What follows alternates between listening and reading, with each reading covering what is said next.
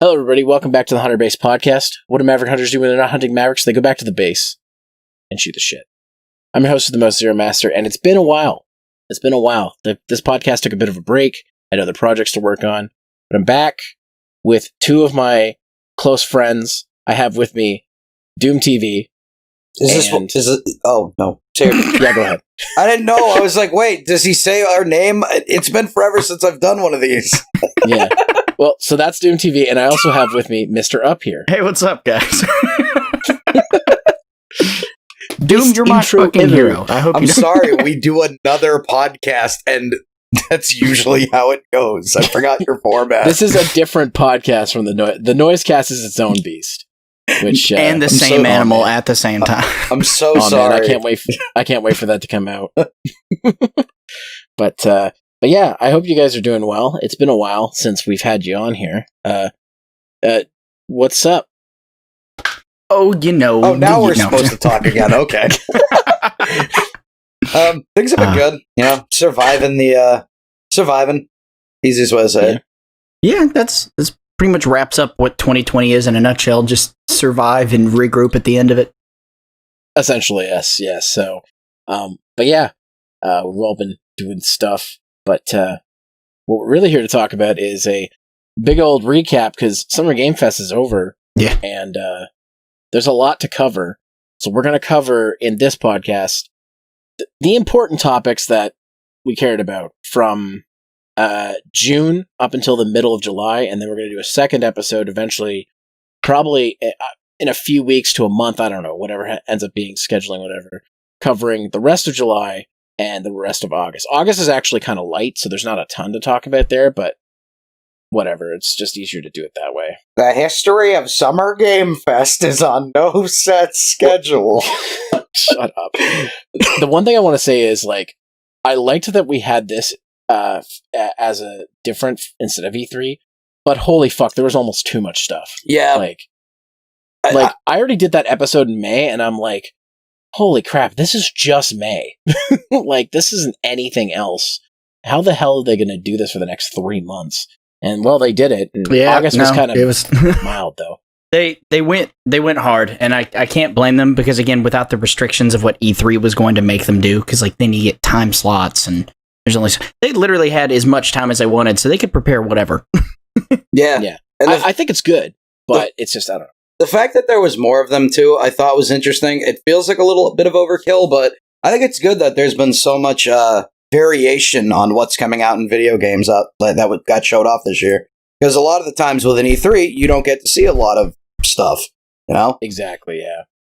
It also really proved to me which developers / console giants were paying people to actually direct and sort of show how their showcases were, instead of all right, guys, you have 30 minutes to make a Microsoft PowerPoint.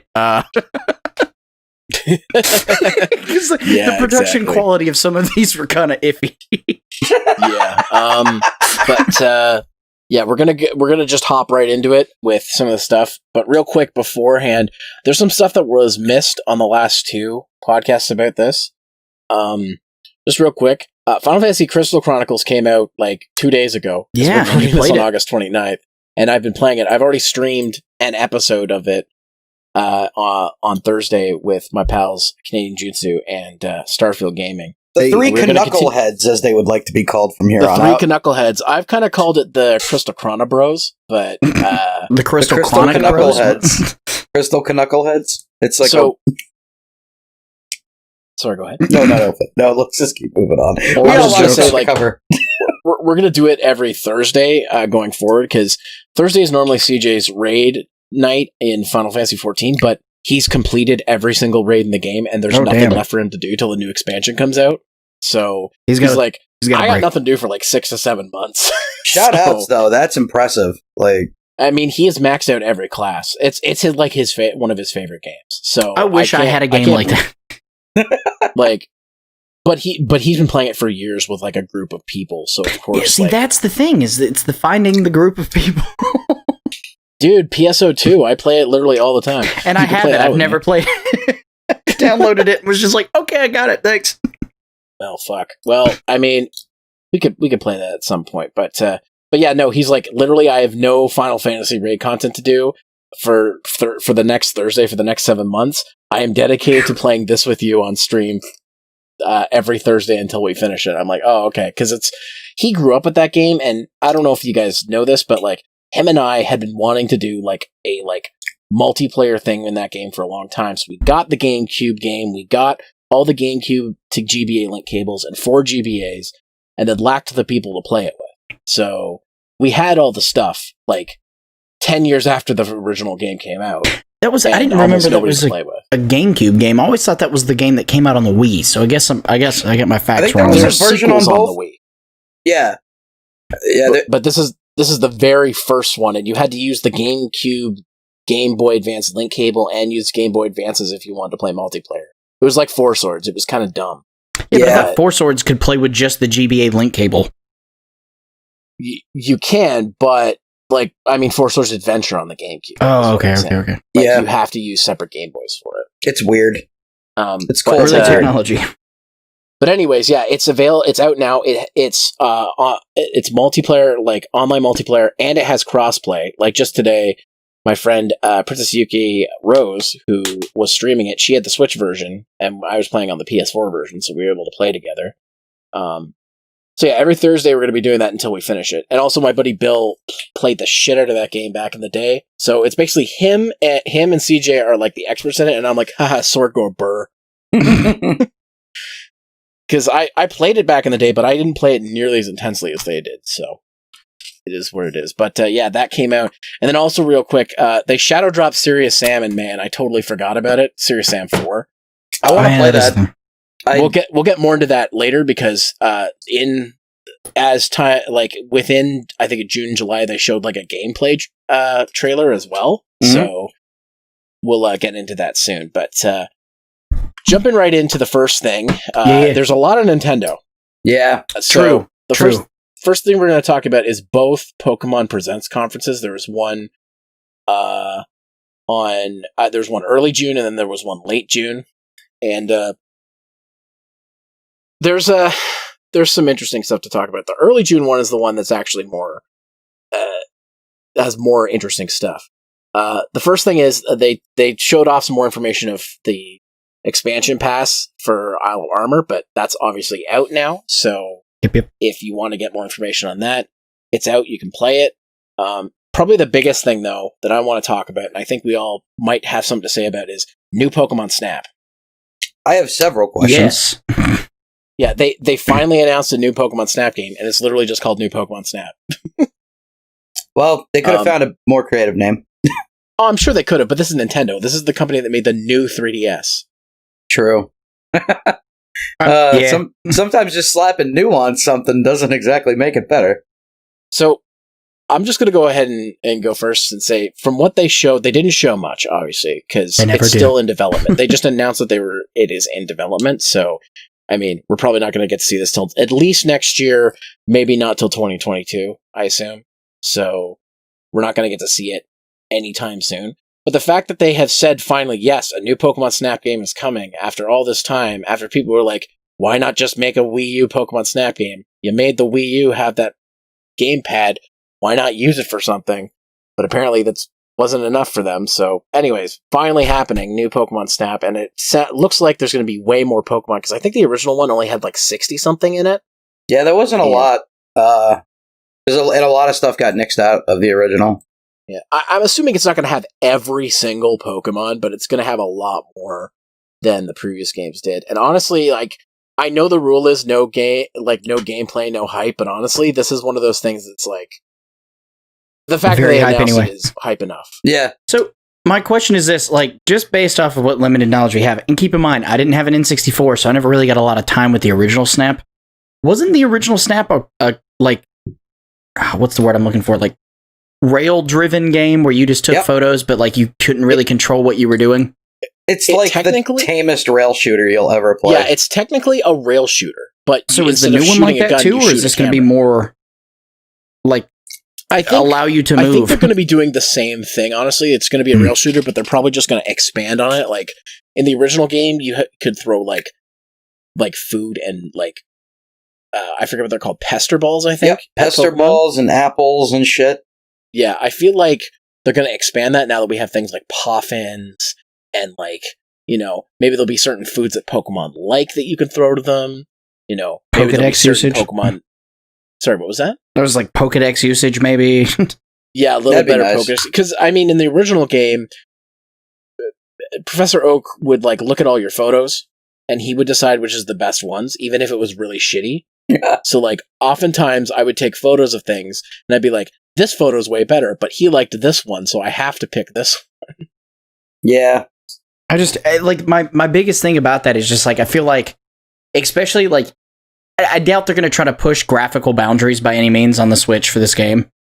So, I don't. They don't really need to. No, I was just like, for what they were able to do, even if it was in the same graphical aspect of what they did with the new Pokemon Sword and Shield games, I would really hope that they would just give more freedom instead of just using the memory of the game to just cram, like, shoehorn more Pokemon in. Because, like, honestly, it would be cool to have a real feeling photography simulator for Pokemon. Like, you can wander around and take photos and explore different regions. And I mean, like, who knows at this point? We don't know if they're actually going to add, like, a free roaming mode or something like that. Because especially since, I don't know about you guys, but, like, the photography modes in some of the previous Pokemon games have been kind of interesting. Like, yeah. True. I usually don't use them that much because it's kind of, like, just a like a mini game at that point.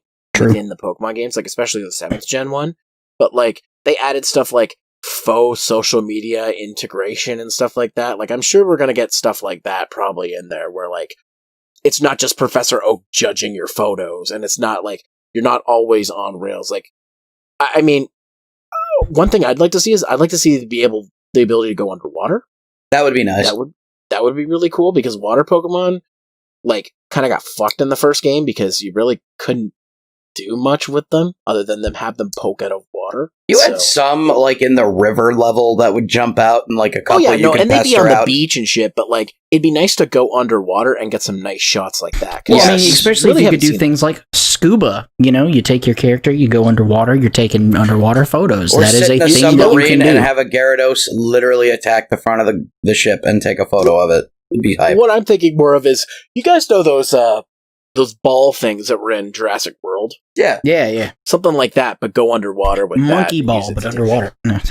Essentially, yeah. So I mean, like, I'm afraid. No, so, like, don't get me wrong, right? People who want nostalgia for the games want that rail shooter feel. They want, like, a interesting little story held together by some fun, you know, arcade feeling photography minigame kind of thing. But, like, what I would love to see happen, even if it wasn't the best way executed, I would think it would be amazing to play a game where you still have the third perspective of your character, whether or not you can actually customize it or not.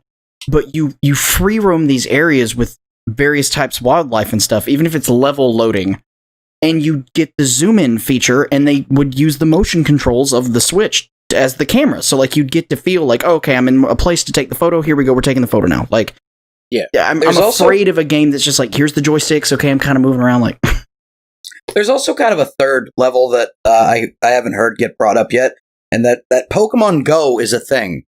People already use their phones to do nothing but take photos. I think it's going to be. I'm trying to figure out how to put this. I think because of, if we look at everything that we've seen Pokemon do over the past couple of years, you know, we have the Let's Go Eevee game, which, if I remember correctly, isn't that basically just Pokemon Go?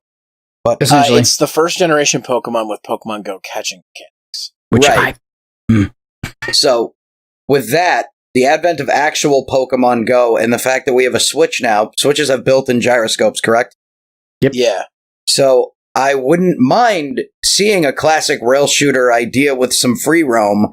In a sense, the Switch could be used as a VR goggle, if you really wanted to use that term, to look around the Pokemon world. And I'm sure, like, because Labo VR is a thing still. Like, the Switch has VR.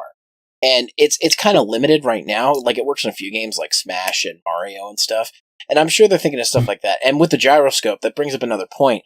there was a Pokemon game on the 3DS that uses the gyroscope, where you could actually catch Pokemon. Yes. Not to mention the AR abilities in Pokemon Go. So I'm sure they're going to implement something like that, because they'd be kind of crazy not to. I also like what you said about social media integration as well. I think that would actually be an interesting thing to add, mainly to have the idea of, let's say, if I take a photo, can judge it, but then I can post, because, what if you're playing with friends and you want your friends to see what you've been doing? Ooh, that would actually be really cool. I mean, because in a sense, we all go to each other's islands in Animal Crossing. Why wouldn't you have some sort of a co-op experience with that as well? Whether it's, hey, let's both go take photos. A selfie is a necessity. If you can't take a selfie in Pokemon Snap, I'm going to be upset. So, yeah, and that's another big thing, is like, if they're going to do some sort of mock social media integration, they're probably going to do it in the same way that Animal Crossing did with the Nintendo app, where it has like certain sections within it where you could get the Nook phone app through the Nintendo app. It will probably feel something like that, where you can share and save your own photos from the Switch. Or it's like Mario Maker, where you can just kind of go and leave comments on other people's videos. Which would be cool, because there's probably going to be like a gallery where you can like see what your friends have posted, and which on the same idea. So another thing that I'm almost guaranteeing that they would do, and I would put money on this if I had money. Integration is a big thing for the new Pokemon games, especially with cross-game integration, because Sword and Shield now have integration to Pokemon Go and for Pokemon Home, so you can swap Pokemon back and forth from them. I bet you, if they do allow photos for selfies and such, then you will be able to use your Sword and Shield and Pokemon Go Pokemon to take photos of, because people want to do that. So you'll be able to dress them all cute and set them in certain poses, and then you'll be able to take photos of them, and then you'll be able to use that in one way or another. So, Pokemon team, you've heard us. Get to fucking work. Let's make this happen, guys. Well, one more thing I want to mention is what I would like to see in Pokemon Snap is I would like to see them integrating things that have been added into the game, such as I'd like to see Megaforms. I would like to see somehow Z moves, and I would also like to see possibly Gigantamax or Dynamax Pokemon or a reference to Pokemon Rangers. I bet you they will. Something on that level. Like, it doesn't have to be one of those three things, but something new and different that hasn't been done yet in Pokemon, or at least in Pokemon Snap itself. Because there's only one Pokemon Snap game, so it's not like they have much that they have to keep on track with. They'll probably make that shit available the same way, like when you could toss the egg into the lava and then Moltres come out. Yeah, yes. It's something neat like that. Like, say, you have, a Mega Stone, and, you throw the Mega Stone into the lava, and you get Mega Charizard X or Y or something. Like that. That would be neat. Something that makes it feel like it's more than just a rail shooter where you take fun pictures. Right. Again, at the end of the day, because it does have to be I'm not going to want to spend $40 on that, honestly. 10 maybe. But the other side of this, and if I'm weird on this, please let me know, because I do want to hear you guys' opinion. Would environment building be worth anything to you guys for that? Because maybe. I think the regions of Pokemon are so cool, and I would love it to encompass more than just photography of Pokemon. But for instance, I'm at the gym. It's this big daunting, Misty's gym. All this cool stuff on it. Take good photos of the environment, because I think that they can expand upon the world of Pokemon when the mechanics are take photos. I think what would make sense is take pictures of Pokemon in certain environments. I think would make more sense than it being strictly about the environment. Well, no, not so much the environments themselves, but just having, more than just hey, here's a couple palm trees, we can assume this is a beach. That's the environment. Here's the rough area. I mean, actually being in Pewter City and being wow, this is Pewter City. Oh, look, a pharaoh. Take a photo of it. Now, seeing expandable environments and not just generic, one-dimensional looking things. Now, let's be fair. If the new Pokemon Snap does extremely well, we know how cyclical Nintendo likes to keep their things. So if it does well and people enjoy it, there's nothing that says, hey, in the next actual mainline Pokemon game, there could be integration of that as well. Since games are only getting bigger and the scale is getting bigger, and the Switch itself already is a very intricate, interesting piece of equipment, it can do a lot of shit. I think this is kind of Nintendo testing the waters with things that they could really do to push the potential of Pokemon games moving forward. Which is interesting to see that it's taken them this long to really want to push the boundary. Because they went from like, no, we have this thing to like, I mean, just looking at this list, they're like, everything Pokemon ever, always, here we go. Pretty much. Like, let's just do it. Yeah. Flood the gates. Like, and I'm glad you mentioned something about that, because I don't really have much more to say about Snap. I have things to say about these other Pokemon things they announced. Mhm. So if you guys are cool Yeah. with that, I'd like to move on, because the two things I want to focus on first is Pokemon Cafe Mix and Pokemon Smile. So Pokemon Smile is a game where you can catch Pokemon while brushing your teeth. What? Kind of a weird concept, like Pokemon Sleep. Like, Okay, so my question is for that. Can we just assume, without being completely dumb, that this is indeed meant for like educational purposes and for getting kids excited about Pokemon while doing things that they need to do? Yes. I believe so, but I feel like this has some kind of integration into Go, because It just feels weird. that's just that thing that they're doing. Like, and for Cafe Mix, it's basically just the Pokemon like puzzle game. I can't remember the name of it. Pokemon that I Trozy? played. No. This is Okay. a different game. I played it on 3DS, and it's also on mobile. I can't think of the name of it right now, but it's basically that. Plus, you run. It's a cafe simulator, essentially, from what I understand. But see, at least that has like a premise that's not, I'm asleep, play Pokemon like in your sleep. Like Pokemon Smile, like, okay, sleep simulator. Okay, weird niche app thing to release, whatever. The Smile one is the one that bothers me, and it bothers me on a really big level. Why? It's- Like, how often does someone brush their teeth, and for how long? Like, at most, you're supposed to brush your teeth for like, what, 2 minutes? So I'm getting they 4 say minutes a day. Okay, about so at 4 most, minutes. less than 10 minutes a day on this. How much content can that really give me? I agree, but I feel like Pokemon integration and everything is going to be a thing. Remember in all those movies where like Skynet was a thing? It's eventually just going to be It's that, Pokemon. but with Pokemon. Yeah, Skynet's just Pokemon. That's why they're monsters. God, dude. Well, then just Like- open a real Pokemon Center and call it a day. Pretty much. Like all this stuff is fine, but I think the thing where Pokemon finally jumped the shark, it makes me feel that the Pokemon company is spreading things too thin, is when they showed off Pokemon Unite. Now, for those of you who don't know, this is a MOBA which has Pokemon, and it's playable on mobile and on Switch. And I'm just like, we already have games like this, and now you just are saying we want in esports. And I'm like, we already have 2 games in esports. It's called Pokemon and the Pokemon trading card game. Yeah, but Which is true. Nintendo loves money. Everybody But loves money. It feels like to me like this is like, guys, MOBAs are old. Nobody cares about them anymore. Why? And on top of that, find me a person who doesn't say League of Legends is toxic. Well, yeah, but I mean, it the is, people make the but- game toxic, not the game. Yeah, the Like, game mean, is it's so- one fine. of those things where it's like, I just see this being, it just seems like a bad move to me. I'm like, if this had been like 5 years ago, okay, I totally would have seen a Pokemon MOBA. That would make sense. But now it's like, it's a little too late, and I feel like you're stretching this franchise thin. Well, I mean, in the same sense, though, like, they were like, okay, Nintendo and Apple make this partnership, you know, because that's why, like, Mario made it to Apple and stuff.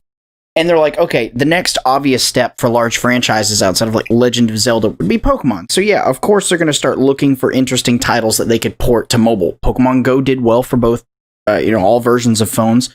So the next logical thing is to make something that's not already an established title. So I guess in the grand scheme of things, MOBA is not a bad direction to go in, but you're right in the relevance. I mean, especially with League of Legends about to drop their own one for mobile. Yeah. And what's crazy is I don't know if you guys noticed who's developing this one. It's not just Nintendo, it's Tencent. Tencent owns League of Legends. They're building their own competitor. So regardless of if this does well or not, they're printing their own money. Yeah. And I think it will do well because MOBAs are still fairly popular. There is still a massive amount of people who play Dota. There's still a massive amount of people who play League. When you slap Pokemon on something, I feel like it's going to get a younger audience to want to play it that maybe hasn't been able to get on mom's computer and try League of Legends or Dota. I mean, So- that's fair, but at the same time, it's just like, it feels like it's like, come on, guys. You're like, there's expansion, and then there's like spreading yourselves thin. And True. like, this is what makes me like, I think I said during that stream, I'm like, I'm starting to understand why people were so upset with Sword and Shield, because now it's like, it feels like less onus is being put on the main games, which makes sense because Pokemon Go made a shit ton of money. But like, less onus is being put on these games, and now like they're suffering because they're like, the Pokemon Company is spreading themselves across all these different ventures and not focusing on what, makes sense. Because yeah, at the end of the day, it's Game Freak that's developing the main games. That's not going to change. But the people who are in charge of like making these decisions and like overseeing them, now they don't just have a couple games to worry about, they have a couple hundred games to worry about. Yeah, well, I'm sure the workload let's is get split cynical equally, though. for a second on this same thought. Like, let's even go back to Chunsoft when they made the mystery dungeon games, right? So that was a huge derivative from Form even back then, and people still now don't even understand why it's a thing. I wonder genuinely how much of this is really up. I mean, Nintendo owns the property, regardless of who's developing it. Mm-hmm. But I wonder how much of this is pressure from others to be like, hey, Pokemon's not as relevant as it used to be. Either push for it, or we're going to start pulling the plug on a lot of these projects. So they're just desperately trying to get traction back. Because Pokemon Go was huge, and that put Pokemon back in the mainstream for a lot of people. You could say that Pokemon Go was Pokemon's second win at being a really popular... Right. But maybe even third or fourth, just to be honest with you. Because like, it feels like Pokemon always finds a way to reinvent itself somehow and get itself back out there. Pokemon has never been as popular as it's been at the year 2000. Like after that and like Gold and Silver came out, Pokemon was still relevant, but it was not nearly as popular as it once was. And then Pokemon Go comes out and it explodes again. Yeah, and again, we see them really experiencing that with the Let's Go Pikachu and Let's Go Eevee, because they were like, okay, wait a second, Pokemon Go did well. What if we redesigned the game to feel more like that, to feel more user-friendly? And anyone that was a true fan of the Pokemon games, outside of its cutesy BS, outside of the story of being able to play some nostalgic classics, it is a stripped-down game without much to it. And fans of the series, I've yet to meet like a true Pokemon fan of the games, not just the title, that was like, yeah, no, this is it. This is how Pokemon should be. And we see that with them going, yeah, this didn't do as well as we'd hoped. Let's continue development with Sword and Shield, because Pokemon Go was convenient. It is literally a pedometer with Pokemon attached to it and some frivolous stuff. Like, that's what we've been doing that since the remake of Heart Gold and Soul Silver when they gave you the little tiny one. Hell, we were doing that if you had a Digivice as a kid. Like, yeah, like, it's just not... Like, this all feels like a desperate scratch to bring relevancy back to a title that was once a titan and is being severely overshadowed by Legend of Zelda at this point. Because between Mario Odyssey and Breath of the Wild, no one out there is saying, like, one of the best games on the Switch is Pokemon. Fact. But I agree with you when you said that Pokemon is roughly a stripped-down game with not a lot to it. I mean, but part of the fun is the characters. I don't know a single person that actually... Well, now I do. Prior to this, I didn't know a single human being that actually liked a Pokemon game's story. But that's just... Oh, sorry? Well, I know, I'm sorry. I'm just upset at the fact that the new Pokemon game, your rival's name is Hop, and that also bothers me. And he's trash. He's the worst rival, and I'm sorry. Like, what's his name? The dude that had, like, an actual, like, illness was a better rival than Hop. Oh, are you talking about Wally? Yeah, Wally had, like, a physical ailment. Justice for Wally. A better rival. Justice for Wally, guys. Like, I don't think Hop is the best, but like, he's not the worst. The worst rival is fucking How. Like, that guy fucking sucks. What game was that? Well, does he suck or does he suck as a person? Because those are different things. He's kind of both. What game was that? To be honest, he's also from 7th gen, and 7th gen is just meh to me. So I missed out on a lot of Pokemon. Like, after Ruby and Sapphire, I gave up until like X and Y. So Doom, I don't blame you for saying Hop is trash, because you didn't have to deal with some of the other rivals. Right. That's all I'm saying. Hey, I'm just letting people know where I'm coming from, because somebody in the comment of this video is going to be like, "Oh, you don't like Hop?" It's like, well, I'm sorry.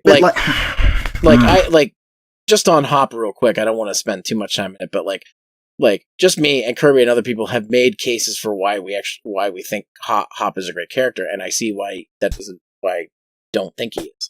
It's like, he is very annoying. He is like somebody who, like, despite getting his ass kicked all the time, is still overly somehow cocky. has like the most positive attitude. So like it's one of those things where like He's I get Naruto. it, but like essentially, yeah. But like it's one of those things where like so I get it, but there's also like a lot more going on there. So that's why I don't mind Hop nearly as much than maybe you do. So it's all good.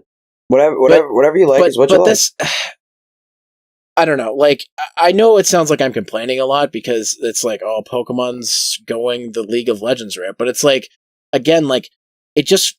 I have to agree with you, Jacob, that it feels like they're trying to stay relevant, and in trying to stay relevant, it feels like again they're stretching themselves way too thin. And don't get me wrong, like Zero, you have every right to complain about this, and here's why. If you were a new fan who was jumping into the Pokemon series, even if it was just Sword and Shield, and you're like, well, look at the graphics and look at the gameplay, and this multiplayer sucks. You have no, like, at that point, like, yeah, you can, everyone has a right to do whatever they want. But from a fan's perspective, you have no right to complain because you weren't there for the other things. These are new and exciting features that we've been praying for in these games for forever, especially for as much as they force you to think that there's a community to play with. So for you to complain as a longtime fan, it's not complaining for the sake of complaining, basing it off of other AAA titles. This is concerns of a fan for a title that is near and dear to us. Yeah. This is we're probably going to get to this later because we're gonna talk about it, but this is the exact same argument I've had recently talking about Origami King. Like, the Paper Mario series has been in a decline since Sticker Star, and it hasn't, improved. But see, that's and an article just came out today where Hanabe said he doesn't know if they're going to add more RPG elements back into the Paper Mario series. He's like, I hear what the fans are saying, but I also want to be creative. I'm like, that's fair, but the RPG series is literally like one of the oldest, most tried and true series of all time. Like, just look at the success of Final Fantasy VII. They still, even if it's real time, it still got the RPG feel to it. Looking at an RPG based game and going, I don't think that the mechanics of RPG are what this series needs in terms of being creative. That's limiting yourself. That's saying that you yourself as a creator, and again, I don't know this guy, so keep in mind, I've never made a game, I can't speak. But it sounds like I myself don't feel creative enough to take a tried and true formula and make it unique. I have to come up with something really weird and extravagant to bring relevancy to what I'm doing. Yeah, like it's exactly. Like, he basically said that he felt like you couldn't be creative enough with the format, and I'm just like, you can totally be creative. Like, I know we're Final Fantasy has done this with like 15 titles, and they're still selling like hotcakes. Exactly, you can do this with an RPG about Mario. And I know I keep going back to this, but you know what did it fantastically? Bug Fables. Like, that game feels like a Paper Mario game, and it's not even a Paper Mario. Like, it somehow took the formula and made it better. Yet the AAA company is having trouble. But anyways, that's a whole nother thing. We should probably move on from this. Can I make one final statement about Pokemon before we move on? Yes, go ahead. Of course. So, I think one of the main points that we've kind of brushed over with Pokemon is a game about evolution. And unfortunately, evolution doesn't always breed the best results. I think Pokemon is just in an evolutionary stage right now where they're trying to do their best by their core fan base that has been there since the 90s and try to do well by a whole bunch of new people coming in. So I think when we look at something like Pokemon's making a MOBA, we should just probably say, well, that's not for me, but I'm sure somebody will play it.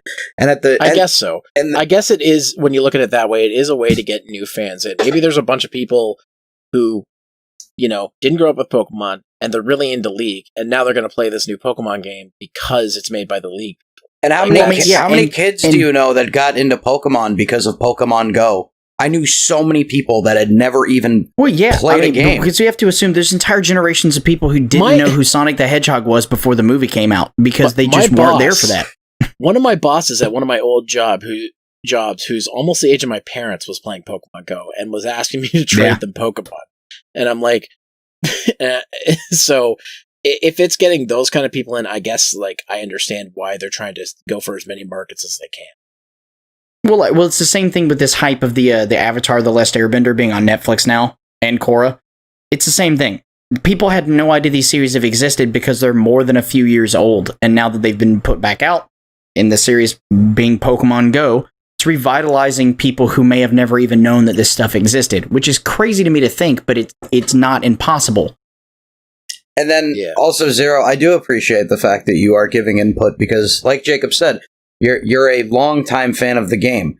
I mean, it's good that you're still finding things that you want out of something. But, the important thing is to say, well, whatever, don't say, well, whatever, I'll just wait for the next one. Because that's when you really start letting stuff decline. I'm a Mega Man fan. I know what shit I need to do. True. Also, on that note, and I realize this is very tangent, but I won't take long with it. I was playing Resident Evil 3 again today, just because I like the game regardless. The original or the remake? The remake. And there are so many Mega Man references, it's really bad. Yep. We were pointing them out the on the first stream. time you get That's it, hilarious. It's funny because the bad box art Mega Man is in the toy store at the start. Yeah, and you great. can find comics of it that were based off of actual bad box art Mega Man levels. That's something I'll have to talk to you about on another time about how you feel about the Resident Evil 3 remake, being a big Resident Evil fan yourself. Oh, yep. And I people was are really divided hoping, on it. So I have a lot of views. And when we get to Village, that's going to be another one. Cannot wait to talk about that. You put that on the list. Yes, I would have a heart attack if we did not talk about that. I think it was talked about in a previous one. That's why I didn't put it on the list. We mentioned it before the actual trailer had dropped. There was just the announcement for it, but now the trailer has dropped, the test footage trailer, because they were like, hey, by the way, a lot of things about this are going to change. Yeah. Yeah, so that's the one that was dropped at the Xbox preview that's on the list that we may or may not get to. That's the one where if you go back to the actual stream, I think I was screaming. I was so happy. Dude, I'm so okay, excited. So that's going to be probably in our second and that's fine. That's fine. I will save. I will take notes. I will deep study. So now some of y'all I'm know going to what have to to be a come little bit more time to study all that stuff because there's the stuff that happens in the second half of July and in August. While there's less of it, there's a lot more to talk about in those topics than what we have here. But even that, we're on Pokemon, the first topic, and we're almost at 40 minutes. So. Well, at the same time, the whole way this has been run all summer is kind of also part of the podcast. It's the recap of everything. And I'm not mad for talking for 40 minutes on Pokemon, because again, that's one of those games that got certain people into gaming. So, someone will appreciate it. So moving on, more Nintendo stuff. There was an ARMS fighter showcase for Min Min. Min Min's been out for a while, so there's not really much we need to comment on here. Is there anything you guys want to comment on that hasn't been said, or? In terms of that, just glad that ARMS has representation, considering it's a title that was overlooked by a lot of people from early Switch days. So, I mean, good. I do wonder why they chose Min Min out of all the characters. Maybe there was like a poll or something. Yeah, so there you go. So yeah, I mean, cool. I think she plays well. She's not super broken by any means, but I don't get to play with her that often. I think she's a good addition. I think that it's cool to see an actual Nintendo title come and have a character represented again that's not like Fire Emblem or like bottom of the barrel, like a weird obscure reference Fire character. Emblem. Oh. No, don't get me wrong. I don't mind Fire Emblem. I just think it's weird. Like, it's just odd how many Fire Emblem characters there are. I know, like, out of all the titles they could have picked, Captain why Falcon. that one? I mean, I still, like, even though there's a lot of Fire Emblem characters, I know my Fire Emblem waifu will never be in the game because she's from Fire Emblem Warriors and nobody gives a shit about that game. I actually low-key like Warriors. I did play that one. I thought it was fun. It's the best made Dynasty Warriors game ever. Like, it's the best one ever made, but nobody played it because it was about Fire Emblem. I just don't understand, like, why we can't get, like, Linkle. Just female Link. Why do people get female Link in? People get mad about dumb shit. But she could literally be just a skin for Link. Arms Fighter is very fun. Put Linkle in Smash, please. But I think it'd be hilarious, and it would give because women, especially right now, are always looking for a new character that like female representation, and obviously they got Samus, and they got many people don't really consider Peach and stuff just because the type of trope that she plays, but they have Sheik and one of the two of the Ice Climbers. Like, they're looking for character. I think Linkle's a strong female lead that has a funny story that would be a great character to champion behind. Personally. I don't know. I think it's cool. Yeah, I fuck with Linkle. I played that game. I liked it. So, moving on to Day of the Devs from June 2020. Alf is here. My favorite. Alf's in the house. I was so excited. So, okay, explain this to me. Someone give me a brief, because I missed this one. So I know who Alf is, but why Alf? No reason. We don't know. No reason. Just to be there and be amazing. And is it I feel actual like- Alf, or is Yes. it like a bad knockoff of Alf? It was No, it's actual actually Alf. The same, So like the same voice actor, the dude, like the whole thing. Yes. I mean, it's That's not awesome. Jim Henson animating him because, well, can't call Yeah, him from well, the yeah, grave, but- but like, it is Alf. And it's just, I feel like this was like, Jeff Keighley's like, I want Alf. I And was they're so like, well, we happy. can't argue, so. I was so fucking happy. Like, Jordan told me, like, yo, Alf is gonna be there. I'm like, what time is this? It was weird, though, because, like, there's entire groups of people who genuinely have no idea who the fuck Alf is. Well, boo to So, like, those this people. is so weird. I have the entire series on DVD here at the house. Don't fuck with me. Learn your knowledge, kids. Did he eat a single cat in the entire presentation? No, he did not. He Damn. referenced it. There were plenty to choose from. He could have eaten a video game. He cat. needed to eat a cat and have a gun at some point, and then that would be. But probably just as exciting as Alf being there is Crash 4. It's Yeah. about time. Yeah. Not only the title, but also true. But wasn't so there question, already has a anyone- Crash 4? Shut up. Yes, and also no. So- Do you know what this is? This is just making me think of like the Double Dragon 4 situation, because there already was a Double Dragon 4, and then they made one a couple years ago called Double Dragon 4. So it's very confusing, but it's like, unless you're a hardcore fan of the Double Dragon series, you won't know there's games after 3. Like, Okay, so but I in feel like defense- that's what they're doing. Yeah. Activision did the same thing with Call of Duty, because you have Call of Duty Modern Warfare, and then the new game was Call of Duty Modern Warfare, and people were like, what? Tony Hawk's Pro Skater 5. Let's not Also, forget Tony Hawk's about Pro the Skater fact 2 and 3. that Black Ops 4 just didn't have the right Roman numerals either. Game companies can't count, all right? Yeah. That's been the But- thing since the dawn of time. They can't In count. any case, it's nice to see that the devs of the Crash remaster trilogy are getting to make their own game, and it's not just a rehash of those games' assets. They actually made a whole bunch of new shit. It's a new game, and I think it looks great. I need to finish the Insane trilogy because I'm stuck on that stupid bridge level. The I fucking can't get bridge past to the nowhere, bro. It sucks. I hate that level. I keep saying, I'm like, that's where I got stuck in my Let's Play. I'm like, I should just do a stream where I just spend a couple hours on that level and eventually beat it, and then say, okay, now I can go back to the Let's Play. Watch you when get you're ready done, you just drink. to watch you Essentially, get yeah. ready to stream it and be like, I'm beating this level, and you beat it in one time, and then your Eli stream being like, well, you sucks. could just jump on the ropes. I'm like, the physics are different. It's true. Crash 4 So- looks good though. So, A lot of since we're talking about it, what do you guys think of the trailer for it? Because it's literally like a straight reference to like the early 2000s Crash mascot trailer for like Crash yeah, 2. right. Yeah. It even looks like the original footage. Like it almost They feels like they did just that took the video original of footage and Crash just put it on wearing the a mask going to fucking E3. that was awesome. Yo, they know what they're doing with that Bandicoot. Crash 4 looks incredible. it's weird not being Naughty Dog, that's gonna feel, like good, but at the same time it's just like that was their roots, man. Like that's a lot of faith to be like, you guys did good with the remaster, like here you go. Like, it's one of those things where I think they did a good enough job with the Insane trilogy that people trust it. Like, Right, but like a remaster is hard to mess up in terms of like if it's a they didn't change the story. So the story's already established. They modified it in certain ways, but like this is them being like, we have games that people love. Obviously not all of them are great, but keep in mind Naughty Dog wasn't attached to all of them like that. They have a bad history of when they hand the keys of that series over to another developer, it doesn't go great. So here's the difference. When you have a situation like whatever Wrath of Cortex, what's the fourth Crash game, like the actual fourth Crash game called? Oh shit, I had this pulled up. Like, it's earlier. not developed by them, like Naughty Dog. It's developed by another studio, and it's Well, it's kind like of the fourth okay. But all the Jack ones and after Daxter that game. are not great.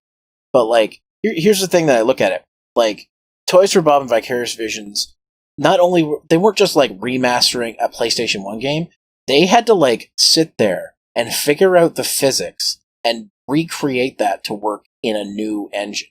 And only the most dedicated of people are going to care about that.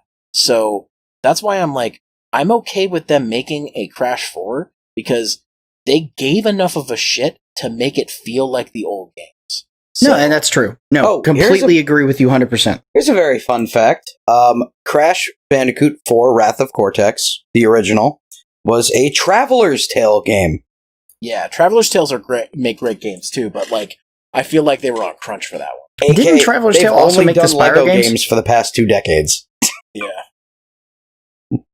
But, well, I think it's odd. I mean, like, just the thought, like, again, Naughty Dog did Jak and Daxter, Naughty Dog did Crash, and then the moment the 4th title came around, they're like, man, 3 was good enough. Here you go. Here's the rights to someone else.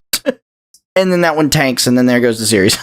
Yeah, I think they also moved on to other projects, too, around that time. I mean, and then they went from Crash to The Last of Us, and I've never seen a bigger come up for a studio. Also, even though they weren't really credited in the Insane Trilogy, Naughty Dog was involved in it. Like, they were talking to the original devs to be like, does this look right? Like, to make sure they're getting the game accurate. Which is good, because you want to talk to the people who actually made the original game when you're making your remaster, so that you know that it's not messing with the legacy. So, like, I think that's... Well, like, apparently they looked at the visuals, but they didn't look at, like, the actual game, because fans were not like, yes, this is the sequel we want. Well, in any case, it looks great. I think it's going to be good. They also did the remaster of CTR, so there's that. But yeah, well, which is it's good. I like Crash Team Racing too. I need to get more into it. It's I always play it, I play it like Mario Kart, and I know you can't play that game like Mario Kart. No, it takes the Mario Kart people out of their comfort zone, which is what I like. So, Day of the Devs itself, there was quite a few things I listed, like, just stuff that looked interesting to me, and we're going to go through some of these pretty quickly. Okay. But I think the big one that I want to talk about, and I think that Doom and I are really excited for this game. It's already out, we just don't have it. Spinch. Is that out already? I think it's already out. It's that Spinch, psychedelic not to be confused with game. spinach. Oh, I'm well aware of what it is. I thought I it's really cool looking. Like at first I thought it was, when I first saw it, I'm like, it's kind of generic, but then the trailer goes like all like rainbow LSD shit, and I'm like, oh my god, this is amazing. Fun fact, this actually comes out September 3rd, so it's coming up. Okay, so it's not out yet, but it's coming out soon. I'm very excited for that one. Anything fun and psychedelic that looks like it could be hours of fun. If I remember correctly, it was almost physics-like. Yeah. It was like a weird psychedelic physics game, and I thought that was cool. Had cool music. I'm down for that. I'm down for Spinch. But it's not Psychonauts with Jack Black singing whatever title sequence. Oh, God. Psychonauts. We'll get to that in the next podcast. Look, man, Jack Black's in it. You had my money. More reasons to listen to the next one, guys. Another one that I'm really interested in is Skate Story. Mm-hmm. It's what it is you are a crystal man, and it's like a vaporwave-esque skateboard adventure game. So it's like a mix of a platformer and a skateboarding game. It's hard to explain, but like it's very it very much has that vaporwave aesthetic. Yes. And I'll try to put the echo on that. Yes. But I need that, by the way, that's going to be one of my shirts when I finally get the store up and running. The aesthetic. Just a shirt that says aesthetic? Okay. Because I make that joke in every review now. But yeah, like it looks really good. I definitely want to give that a shot. Like I don't know if you guys know this about me, but like skateboarding culture is something I really enjoy. Even though I'm not super ingrained in it, most of my experiences with certain pros and Jackass and the Tony Hawk games, but like I love skateboarding, so I love seeing like new interesting ideas done with skateboarding, because it's an art form of its own, I would say. Yes, because everybody skates differently. You could be a ramp skater, you could be a vert skater. It doesn't even matter. Like, or a street skater. It doesn't matter. Like, everybody has their own defined style. Like Tony Hawk is one of the greats in vert, but then you've got people like Rodney Mullen who are like one of the greats in street. Like there's like a whole bunch of stuff. The One goat. of my favorite skateboarders is a blind street skater. So That's there's pretty so cool. much to do. Rodney Like, Mullen invented 90% of the tricks that modern skateboarding uses. So, exactly. That's true. and Skate Story looked very cool. They had actual skateboarders there, and they said, "Oh yeah, we took a lot of time to make it actually feel like something real," which I think is a nice little touch on an artsy indie type game, I guess, or independent. Are most of these games that we're seeing now independent studios? Most of the Day of the Devs is mostly indie stuff. Gotcha. Yeah, So- I mean, this feels like the Nintendo indie thing that happened. So I actually tried to tell, they were accepting submissions, and I tried to tell Brandon to submit his game, but he didn't do it, so I don't know. Maybe he's going with the cosplay idea. That's all he needs. But yeah, Skate Story looks like a lot of fun. Skate Story is a big one that I want to talk about. Another big one I want to talk about is one that I actually knew about ahead of time, because I had seen rumblings of it, but I kind of forgot. Panzer Paladin. Okay. What is people's... I guess maybe it's just because it's fun to say or like an easy one. What are people's fascinations with when it comes to tanks, specifically Panzers? Because I don't even know what a Panzer is. It's mostly the Like, only it's one a- that people remember. Okay. It is Okay, a yeah, German you guys are World war War guys, so II you know. tank. You guys are Army guys, so you know about this shit. I Oh, don't yeah. even know what a Panzer is. A Panzer is a... And again, I'm going to use the World War II N-word, not the other N-word. It is a Nazi tank. Yes. And people are just fascinated with it. And I don't get, like, out of, like, Shermans. Shermans were American. We were the good guys, supposedly. Like, where's the love of that one? Sherman's a fun word to say. Why Panzer? Why the Nazi tank? I don't know, but I I don't feel even. like Panzer has a second name, name, not just. I'm trying to the figure out what tank. the actual translation from German is, because Panzer. Because I mean, was it- Panzer Dragoon has nothing to do with tanks. It's Right. about dragons. Right, but was it so- Panzer Tiger? Weren't they the Tiger tanks? Yes, there was a Panzer Tiger, if I remember correctly. Hold on, translate German. Oh, Panzer literally just means tank. Yeah, listen, so So a Tank Panzer Dragon? tank, I guess I don't know. a Panzer tank is Paladin. the same idea as saying ATM machine. Well, a German armored vehicle. The reason I wanted to talk about it though is because it is an 8-bit styled mecha platformer where you get upgrades and stuff, and Cool. it's right up my alley. It looked fun. It actually looked like something fun and exciting. Like if you like retro style, like NES style games, it's definitely like that, but with a little added like twist of like RPG elements added to it. And Nice. normally I'm not fond of like games having being stuffed with RPG elements, especially if they're another genre completely. But this is one that actually looks really fun, and I'm a sucker for customizable robot games, and this is kind of what this is. So it has a lot of what I love. It had very strong Shovel Knight vibes when the trailer was released. It does, yeah. Okay, so Shovel Knight, because I'm thinking, like, when I think platformers, genuinely, between Mega Man and, like, old Metroid games, like, that's what I compare everything to in terms of, like, fightable platformers. So I was like, I wonder how close... But Shovel Knight gives me a good representation of what to expect. Yes, Shovel Knight's one of those few games that actually did everything incredibly right, so shout outs to by Shovel not Knight. being Terraria. I know I'm jumping around here a little bit, and I'm not covering everything on my list here, but there's a few I just want to cover real quick. Doom, you might remember Haunted Garage. It was that black and white, like, Art pixelized direction type game, yes. yeah. It's a weird horror rhythm game thing. Like, It looked you just, interesting. like, Interesting combo. you just start off with really basic shit, and more shit like expands as you play. It's a really interesting concept. I don't know how it's going to play, but it is one that I'm just like, I really want to see what comes of this.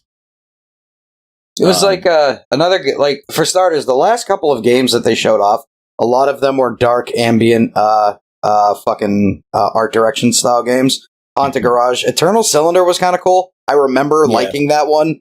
Yeah, well, of course you did. It's basically Edgelord Cubert. Yeah, I kind of liked it. Sky is a really cool one. It's basically just Journey meets Flow, which you put those two together, it's like peanut butter cookies. It was pretty. Chocolate It was chips. a pretty looking game. It is a neat looking. It's one of those chill, lax games. Like you just sit on and maybe smoke a couple bowls and play. Essentially, to me. Good idea. And then one I really have to talk about, and I knew about this one ahead of time. I've known about this for like almost a year. Knuckle Sandwich. It's a Earthbound inspired RPG that like does a lot of things with color and like different artistic tones, and it's it's hard to explain other than saying it's like Earthbound.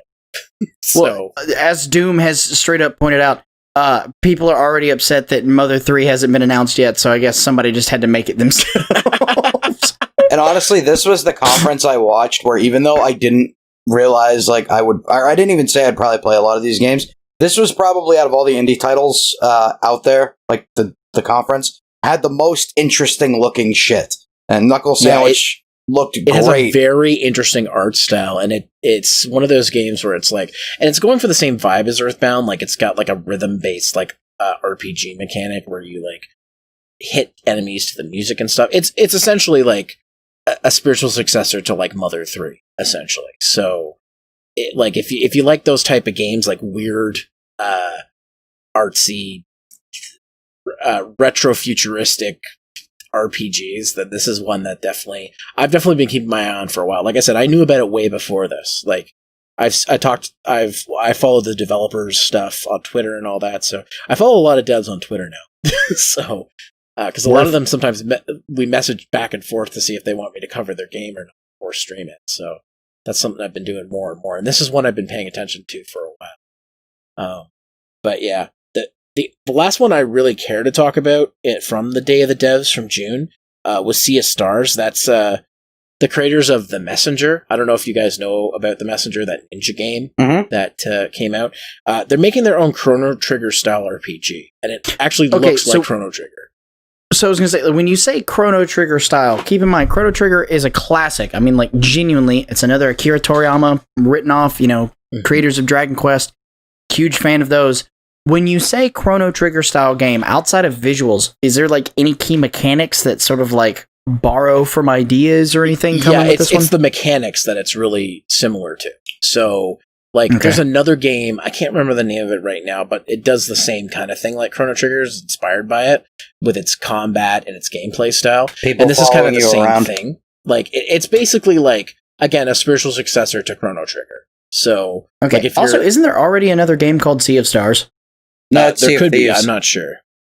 Well, I know Sea of Thieves, but like I could have sworn there was like an earlier title, like mid 2000s, called Sea of Stars. I mean, it is possible, but maybe it has like an abandoned trademark or something. I don't know. Or maybe this is like the spiritual successor to a shitty game no one played.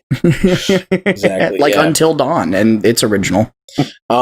Is there anything else from Day of the Devs in June that you guys want to talk about that I've listed, or are we good to continue on to? I think we're good there. We need more Alf video game related content, so let's get that back. He just needs his own G4 channel. Yeah.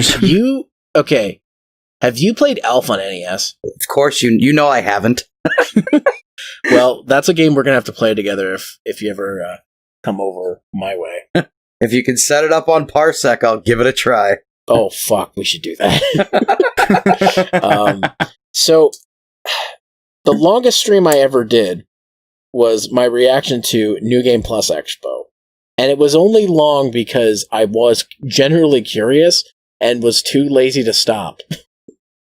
There's only like 3 games in that entire thing, especially out of the ones that you have listed, that I even know about or know of even after their announcement. So this will be interesting. The only Despite the 8.5 hour stream I did, we won't have 8.5 hours worth of stuff to talk about. So yeah, I'll be honest. I don't think I was even here for this one. Yeah, I'm only going to go over stuff that's going to be relevant to all of us. I listed more than I'm probably going to care about talking about, but I wanted the last one's the only one I want to talk about. I wanted to list a bunch in case somebody wanted to jump in. That's basically what I did with this list here. There's a second page, by the way. So yes. I'm going to talk about the very first game. I don't know if you guys know about Vanillaware, the guys who do Dragon's Crown, Odin Sphere, Muramasa the Demon Blade. Yes, I am well aware of Odin Sphere, yes. They have that very unique art style. Now they're doing a sci-fi mystery game called 13 Sentinels, Aegis Rim. And their games are like, their art style is so unique and whatnot that I'm always interested with their games. Like I have Odin Sphere on PS4. I have Dragon's Crown. I bought Muroasa the Demon Blade on Wii. Like, and it's kind of become a rare game now. But their games tend to be like kind of niche, but also like just have a really unique gameplay and art style. And I haven't hated one of their games. And this is going to be a little different because it's more of like an adventure game than like a beat 'em up or a side scroller like their other games. But I'm still like really interested, even though I'm not a big adventure game. So it looks great. It looks great to me. If you like Vanillaware, you're probably going to really like this game too. I like their art style a lot. Odin Sphere on the PS4 looks really cool. I figured you would because I know like some of the art that you're into, and I feel like you'd fuck with Vanillaware. Oh yeah. When I worked at GameStop, the Odin Sphere Leaf Seer game was being promoted pretty heavily. I never bought it, but I definitely enjoyed watching that GameStop commercial more than most others. They're pretty cool looking games. So have you played Dragon's Crown? I have not. No. It's really fun too. Try that out. This might be the first one I actually try out, depending on price point. Because I wouldn't mind playing games like that. But this might be a get for me if I see more. Oh, just going back to Dragon's Crown real quick. I recently found it has crossplay with the PS3 and PS4 version, so you don't even have to buy the PS4 version to play it, which is great. I thought the PS3 didn't have dedicated servers that work anymore. They do. Good for them. Well, there you go. Anything? Do you have anything to say about Vanillaware stuff, Jacob? Or I'll be honest, they're completely ignorant to that one. Like I said, there's only a few in this grouping of announcements that I was even like, oh, I know of that. Like I missed this whole announcement series, so I was just like, oh no. So the first few I definitely want to talk about. I already talked about 13 Sentinels. But there's genuinely one here that I keep seeing and that I can't stop looking at the name. but the next one I'm really excited for is they announced an English release of Billion Road. And if you don't know what that is, it's a party board game. It's been out on the Switch for like a year and a half, but it didn't have a translation. And I'm like, I could learn how to play this game, but I know sure as shit if I buy this, no one's going to be able to play it with me because they'll have no idea what they're doing. Didn't you say this is a game that you wanted a lot of us to actually try out? Yes, it's a game, like, Billion Road is pretty fun. Like it's part of a bigger series. So I've played prior games in the series. The only problem is it's hard to play because they're all in Japanese. So the fact that an English release is actually coming out, like, I want to get this so I can stream it / do episodes of Power Plays of it because it's nice. a fun...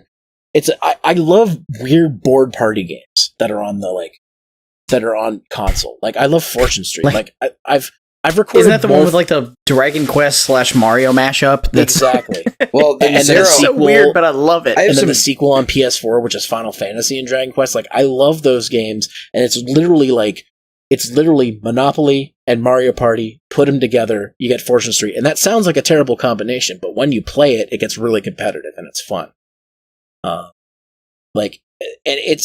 And Billion Road's another one of those games where like it's just like once you play it, you're hooked.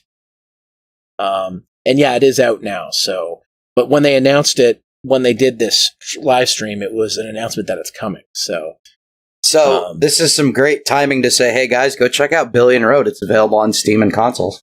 I'm probably gonna get it eventually on Steam and then get a physical Switch edition when the physical editions come out. But yeah, Billion Road, definitely check it out. Okay, last one I want to gush about at the start is they did a whole segment talking about Bloodstained Curse of the Moon 2. And I don't know if you guys were there when I streamed the first Bloodstained Curse of the Moon. I love that fucking game. Bloodstained Ritual of the Night is okay. It's a great game as well, but I'm not as big of a fan of Metroidvanias. Curse of the Moon, and part of me was like, after Curse of the Moon, I finished it, I'm like, we're probably never going to get another one of these. I'm like, because if they do the Bloodstained series going forward, they're going to focus more on the Metroidvania style instead of this. So, color me surprised when they actually announced they're making a sequel to the first Curse of the Moon. I was like, holy shit. It's out, I don't have it yet, but I am buying it very soon. I'm probably going to play it in October.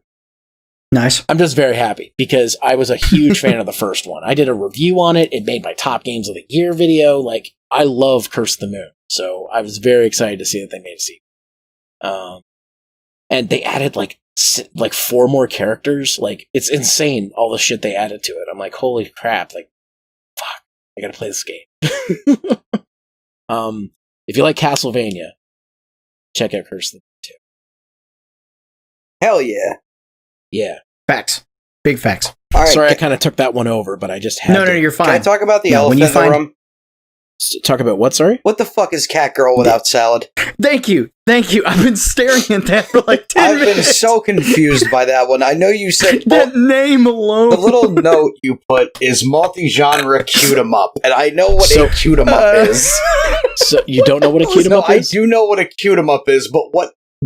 Can you give me like a 10-word breakdown for the fans at home that have no idea what the hell this is? Because you do So realize the main game is a cute 'em up, but it mixes elements of RPGs, rhythm games, other types of genres together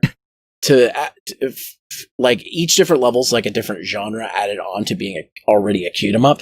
And just to say, a cute 'em up's a subgenre of the shoot 'em up genre where you're typically a spaceship and you're shooting stuff, but this is like you're a cute cat girl and you're shooting stuff instead.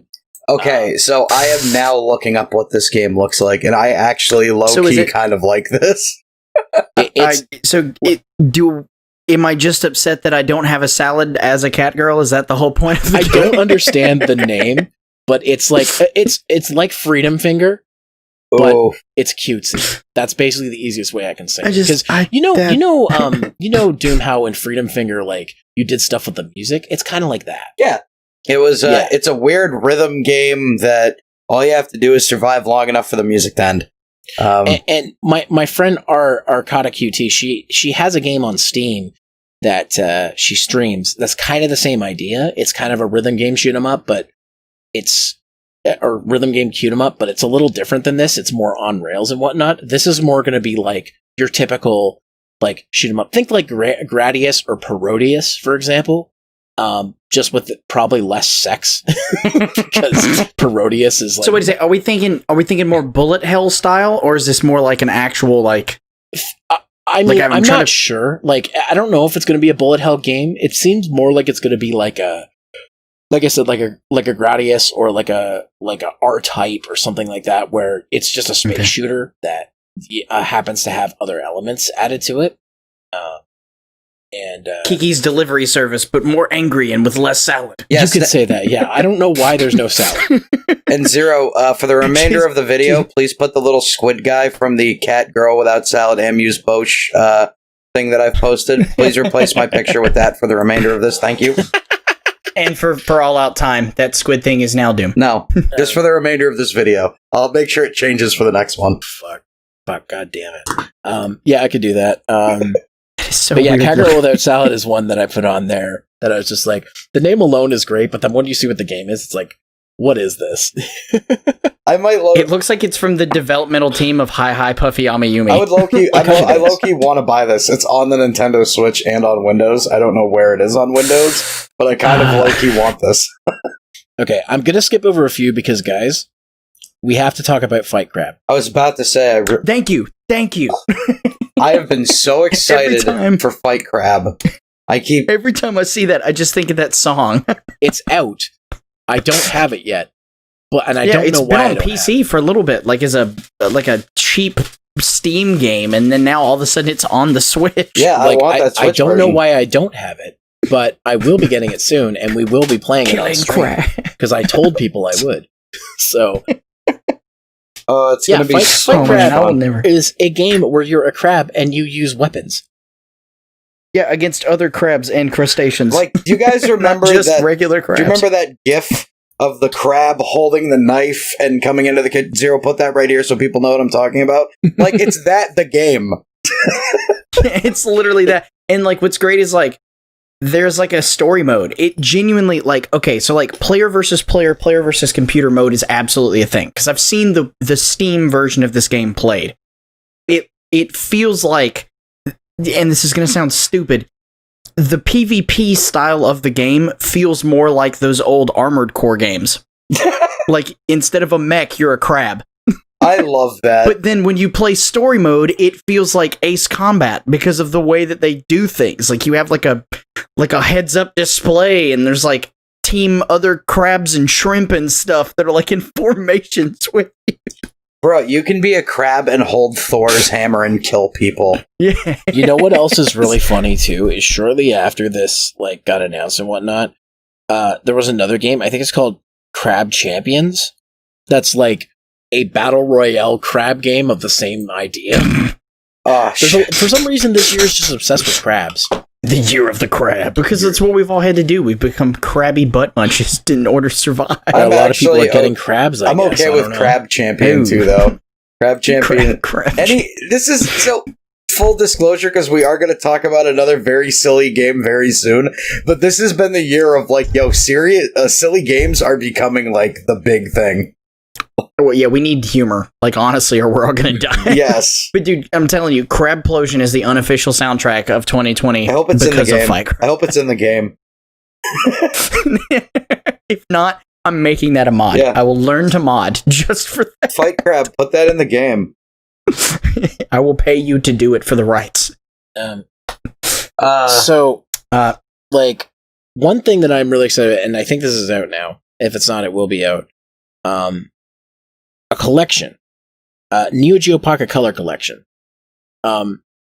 Neo Geo Pocket gets, like, no love anywhere, and the only people who care about it are, like, hardcore Neo Geo weirdos like me. So the fact that they're making a collection, and they're putting it on the Switch, of some of the best games on the Neo Geo Pocket Color is amazing to me, and I'm just like, apparently they're doing volumes of it, so I'm like, please buy this game so we can have more Neo Geo Pocket Color games on the Switch. That'd be nice. Plus, I think it's cool because like the Switch is able to give us give us so many of those old nostalgic games where a lot of other companies aren't. I mean, granted, Nintendo has most of them anyway, but like the fact that you can play a lot of NES titles and a lot of SNES titles on the Switch, dope. Yeah, no, exactly. I support that completely. And I mean, again, Sony could do it, but you know, they're just not going to. They don't love us that much. There's still that rumor that for the PS5 backwards compatibility, they're going to integrate it with PlayStation Now, and then if you like, how it's going to work is if you own a game, you put the disc in, it finds it on the PlayStation Now server and downloads it to you. And then if you want other games you don't own from PS1, 2, or 3, you can get the subscription service and get those games downloaded as well. That's apparently which the is rumor, fine, but like, so there's really not a lot of PlayStation 1 titles on there, and a lot of them PlayStation 1 titles that people know and love. I mean, yeah, they have some of the ones that became bigger series, but like, there's a lot of obscure games that genuinely I would almost bet money that they'll never put on there. That's just going to be, you know, one of those ones lost in time. Yeah, I had a lot of games like that as a kid. And then the PlayStation Classic didn't exactly give the most games that I was excited for. But like, if that's all the classic games you can think of that are strictly Sony, it's kind of a bummer when you really think about it. Mm-hmm. I mean, at least Wild Arms, which, as I have streamed before, like, was acknowledged with the original, which a lot of people liked, but like, again, sequel wasn't popular here in the US at all. Like, it underwhelmingly sold horribly. So like, if they were like, yeah, you know, if you have Wild Arms 2, you can play, I doubt it. I almost doubt that they would ever put that game on PlayStation. Just please give me Digimon World 1. That's all I want. I want World the 2. original Monster Rancher on PlayStation. Give me that too, and let me put the CDs in and the movie. I just want Siphon Filter back. I like Siphon Filter. There's like 70 of Or those. Tenchu. Bring Tenchu back. Get me the Tenchu games. They actually tried to bring Tenchu back a couple times, but they were like not able to come up with a solid idea that they wanted to do. Give us another Twisted Metal game. I don't even care what the story's that doesn't like. suck. I don't even care what the fucking story's like. If I can just kill people in a car, I'm cool with Why does that. it need a story? It doesn't. The other ones didn't have story. They just had lore characters, and then that was the game. Kill each other with this guy. That's the game. Speaking of games being brought back, just real quick, Shiren the Wanderer, the Tower of Fortune, and the Dice of Fate is coming out. It's basically a new game in the Wanderer series, aka the Mystery Dungeon series. It's like a spin-off of that. It's the Mystery Dungeon series is vast and wide and covers like a million things, so it's almost impossible to put everything down, especially now that there are Pokemon Mystery Dungeon games and like other franchises. But like if you're like, I was a big fan of the first Mystery Dungeon, so I'm pretty excited that we're getting a new one in the Shiren mold, because that's what the first Mystery Dungeon basically is.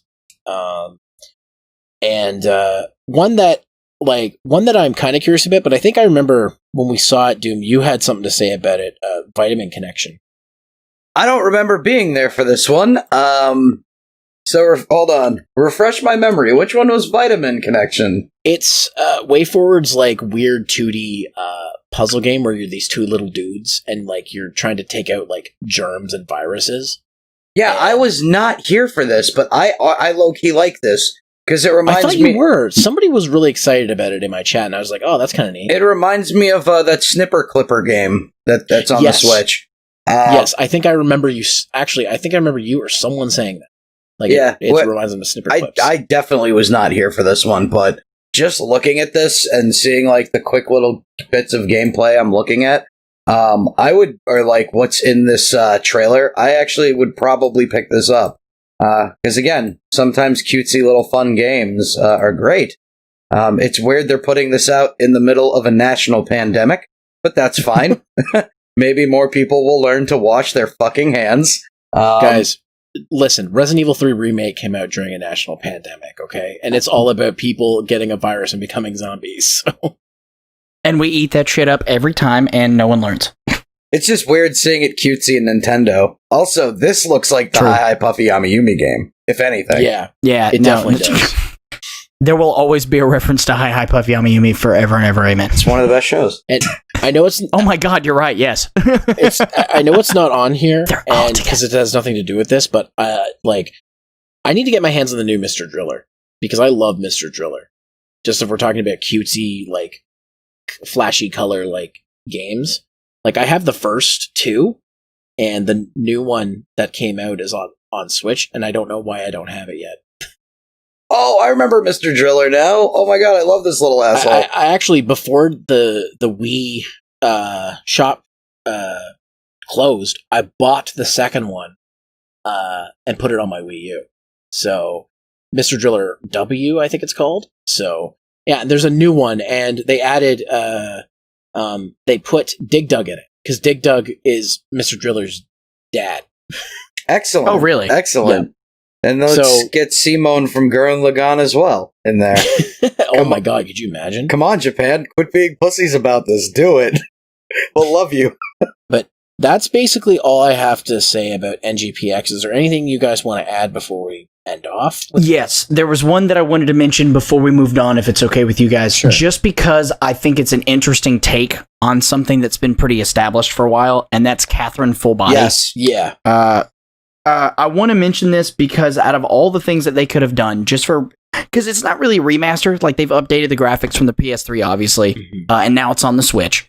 And but I think that they took that right, and that's the elephant in the room with this one, is that was a really left field choice to make the game seem current. I mean, I don't think it's know. that weird, because at the end of, like, I don't want to spoil it, but spoiler, Rin is actually a spoiler, but they're actually a spoiler. Wait, I actually am so confused. I don't know what happened with that. Okay, so I'm gonna cheese Danish. So there's two characters in Catherine that you need to know about. There's Catherine and Catherine. Okay, right? One is his ex. One is his current new flame. Bro, I've played Catherine. I don't know what the difference is between this. So now third character is an absolute wrench in the system for that. So Catherine with a Q, or Rin. Do you care about spoilers? Yeah, but also. So who cares? So that's why I'm like when you said it's weird that they're weirdly trying to make it of the times, I'm like, I think they're making fun of that, because I don't know, is the game still fun? And it's kind still of fun. Goofy? And honestly, I like Rin the most, so out of all three Catherines. Catherine's a fun, goofy-ass game. Don't get me wrong, she seems like a cool character. Obviously, I haven't played the game, but I wanted to bring it up because, again, there's just a lot to that seems super interesting. Like, there's a lot of development that you can do with that. But again, it changes the whole narrative. Yeah. Yeah, I guess so. It's an interesting Well, take, for sure. Yeah, because like the idea is that you're not only throwing in a new character, you're adding an entirely new element to an already established narrative. And I'm trying to figure out how they can do that in a way that doesn't seem odd. Yeah. You know? Because like you already know the story and they have this whole like feeling of like, oh, you know, what choice do I make? And I'm being tormented by my decisions. And now it's like, and that's the funny thing too. Like, if they had just made, and again, I'm gonna censor some of this. If they had just made Rin, people would have been like, "Oh, well, that's just pandering." But the fact that Rin is also, which is kind of weird and out there, they just made it like, "Well, this is an odd choice to some people. Let's just make it even weirder for them." Yeah, you know what I mean. So, what's this character look like? a cute girl. I don't even care. Like that's the I don't even care. Ta-da, cute girl. That's fine. Who cares? I just want to say thank all the Danganronpa Trigger Happy Havoc people are going to be very happy they're getting an anniversary edition. Yes, they are. I know they are. And those people, I know what those fans are like, so they're going to be very happy about that. I did also put on here the new Guilty Gear because it's using a new I was going to say style, but I didn't really feel like it's Guilty Gear. You kind of already get what Guilty Gear is, so I didn't really like spend a ton of time. And then obviously Samurai Showdown's on the list because again, people still very faithful to that series, if not, not nearly as big as it used to be. I'm going to be looking at you have guest DLC character and I'm like, did they announce it? Do they know who it is? I forget who it is. Is it Mario? Like it's not Mario. I just don't remember who exactly it was. Samurai Showdown. I literally Rurouni copied and Kenshin. pasted shit. I'm going to play this Mad Rat Dead game. This game looks fucking awesome. Yeah, that game was one that I thought of bringing up, but I didn't know if you guys really cared about it. But it's an interesting one too. This is like the quickie version of it all because there's so much to go through. But yeah, like again, I just kind of copied and pasted stuff that looked interesting, and that's why the list is so long. But yeah, anything else you guys want to look at here, or should we move on? I'd say we can feel free to move on. All right. Well, I hope you guys didn't miss Nintendo too much. No. Because Nintendo did a Treehouse in July 2020, aka I woke up early for this. It's okay. version. Nintendo missed us too, this one. So they showed more of, at the time, Paper Mario the Origami King wasn't out, and they showed more of it. And I was still worried, and I still am worried because all my worries came true. But the thing that I just want to take a few minutes out and talk about is they were hyping up that Way Forward had a big new release being shown at Nintendo Treehouse. And everybody's excited, and it's fucking Bakugan. If you remember Bakugan, leave a confused emoji in the chat. And not only that, it's not a good game. It looks very rough. Has any Bakugan game besides like the one on the DS been playable? I asked my cousin, who used to be really big into Bakugan. Like my cousin's 15, 16 now. He was into Bakugan when he was like 8 or 9 or 10. And I asked him, I'm like, does this do anything for you nostalgia-wise, or does this look like anything you would care about? He's like, honestly, no, it looks like trash. So smart kid. So he's like, and he's a gamer, so I know what stuff he plays. He plays a lot of the more popular stuff now. Like, I think at one point he played Fortnite, and he plays a couple other stuff. But he also likes horror games too. So he's like, he has like a mix of things he likes. And he got the SNES Classic for Christmas one year, and he likes playing games on that. So he's got like a good mix of stuff. He's still a young guy, but like, he knows what he likes, and even he was like, "This looks like trash," is what he said to me. So I'm like, okay, so it's not just me being a boomer gamer with this one. This is actually not good. So it's just, I don't. It seems so like out of touch for a release. Now, keep in mind things like Bakugan and Yokai Watch and stuff like that. They tried really hard to make big here. Yeah, it didn't work. Like the West just didn't take to it like they'd hoped. Yeah. I can imagine in Japan these still being big titles, but like at the same time, they're like, this is a game that is being developed that we think the West is going to care about. I can't name the last time Bakugan even aired on Cartoon Network. So like, who the hell still knows about this series? The fact about this is like that they were like, this is Way Forward's big announcement. I'm like, really? It's one of the shittiest looking games they've ever made. Like, on top They of it, fired their entire crew. like on top Just of it hired a being bunch like of interns. a Bakugan game, like who gives a fuck? On top of it, it's a really bad looking game. Like I remember when I was streaming it, we all were trying to give it the benefit of the doubt, and then as soon as we saw the comment, we're like, oh, this is bad. Like this looks awful. It's slow. The graphics are really bad for a Switch game. Like it's just all around like not good. Like what it is It's a game. It's one of those old knockoff RPGs that were trying to be Pokemon but be something different, like Telefang or Metabots or something from the Game Boy, but they didn't innovate anything and they just made it in HD. That's basically what it is. Like, and those games are great on the Game Boy, not on the Switch. like What's great, it just, it's so bad. It genuinely feels like this is a game that was like, hey, we have this cool idea for a game, and they're like, cool, greenlight it. And then they went, okay, we had some issues, so let's turn it to something else. And then that turned into something else, and they're like, quick, what license can we just throw on this to make it seem like we haven't been wasting money? And, and they're like, Bakugan. And you know what? I was like, this is going to be a remaster of the second DuckTales game on, from the NES, because they did a great job the first time they remastered a DuckTales game. I was even like, you know what? Well, part of me just wants a sequel to Batman the Brave and the Bold from Wii. Because that's actually a fun game. But no, it's Bakugan. Probably the last thing I would think Way Forward to make. It's a re-release for the second time of Aladdin and The Lion King from the second... Also, fun fact, they've never released a Bakugan game prior to this either. Yeah, like Way Forward's never done this, and people were like, something else. Like, I even would have been happy if they talked about Shantae DLC.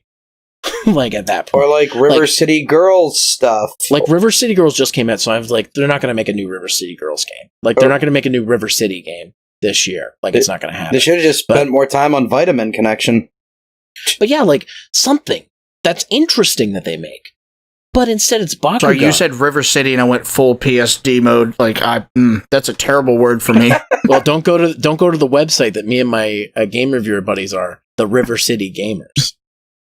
Dude, River City, for us in the Navy, is the worst thing that you can ever hear on a ship ever. Oh, okay. Like, it's so bad. Going forward, River City, when I talk about it, I'm talking about Kunio / River City Ransom, which is a silly beat 'em up game where you beat up guys because you're a Japanese thug. Yes. Cool.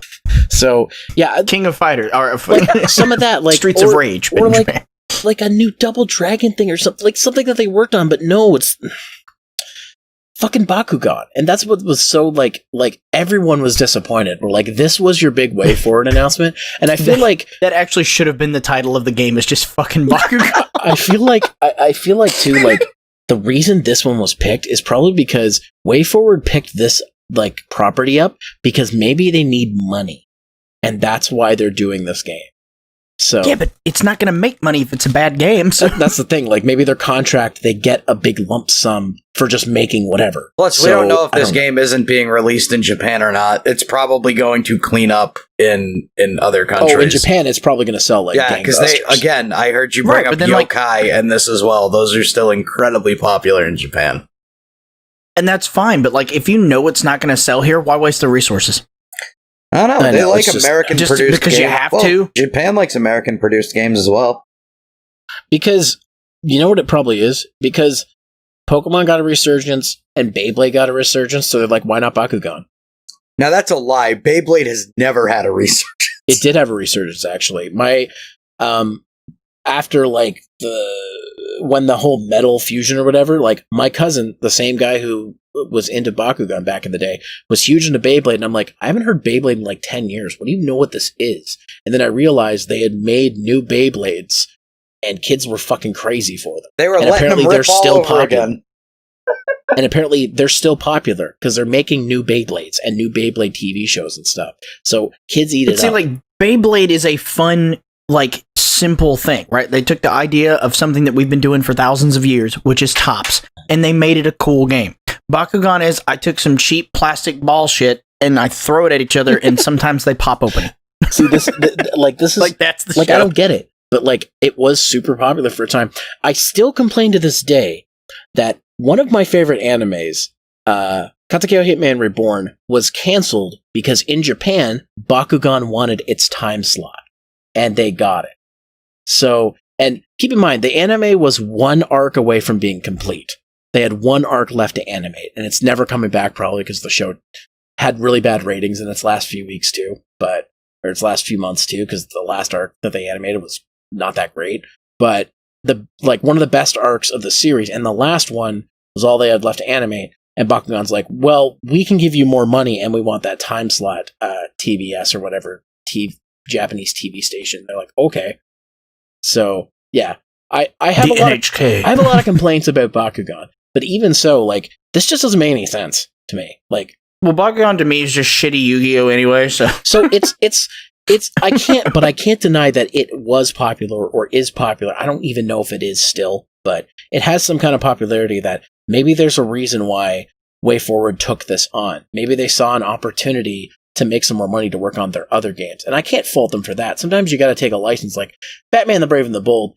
Even though I like the game, it's a weird franchise to make a game out of. Facts. But I'm really hoping that the story behind this is they got the rights to it because they're hoping to develop some sort of relationship. And they're like, we just hired a bunch of new game developers directly from school. And this is their first introduction. They have a couple senior team members, but the majority of it is new. This is their introduction to the studio. Mm-hmm. We will judge their talents and place them appropriately. And that wouldn't be a bad thing. It's just, why did I wake up for this? But don't sell it as a big announcement. Exactly. Like, that literally feels like they had a big announcement, and then it wasn't ready for presentation, and they're like, shit, just give us something. It feels kind of cheapened, like, if that's your big announcement, too. I'm still going to go with the idea that they're hoping that this is going to do very well in Japan. That way, maybe, because Japan has always been very open to accepting games that we've made. So they're just really. It's one of those things where they know it's not going to sell here, but they know that there's going to be some fanboys that if they don't release it in the US, will constantly bitch and complain to them about it. So they're like, all right, we're just going to get it above the curve. They're like, we're just going to go back and release it. We made regardless, a mistake. So they have nowhere to argue. Nintendo's like, we made a mistake with Mother 3. Never again. Yeah, we made a mistake. Never making Mother 3, so let's make Bakugan Champions of Astroya. We're going to bury the thoughts of Mother 3 so far in garbage that no one will ever be able to find the thought of Mother 3 if you look again. at the Bakugan code, it actually was originally called Mother 3, so the game is out. Shut the fuck up. If you beat the game, they just get a thing that just flashes the word Mother 3. It's Reggie giving them the finger saying, fuck you in Mother 3.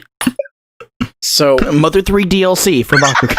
I think we've said our piece on Bakugan Champions of Vestoria, whatever the fuck that is. Zero, I have one quick question before we go into the next direct.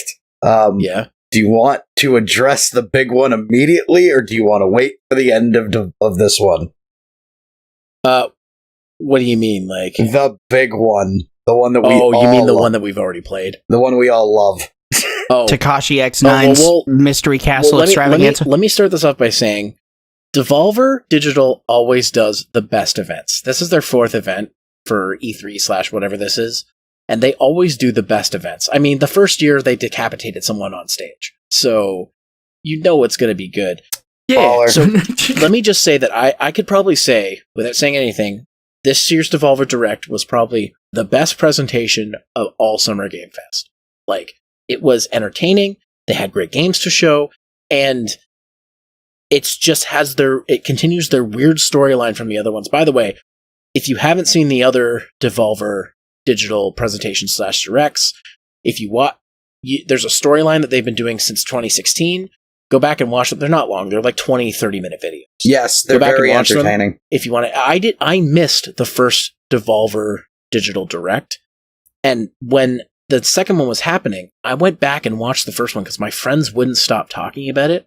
My RCG friends, and I watched it. I'm like, oh my god, what the fuck is this? I want to see what they do next. And like, it's amazing what they were able to come up with. I was a little scared because of the pandemic that it wouldn't be as good, but it was just as good as like every other year. Devolver is a solid company of people.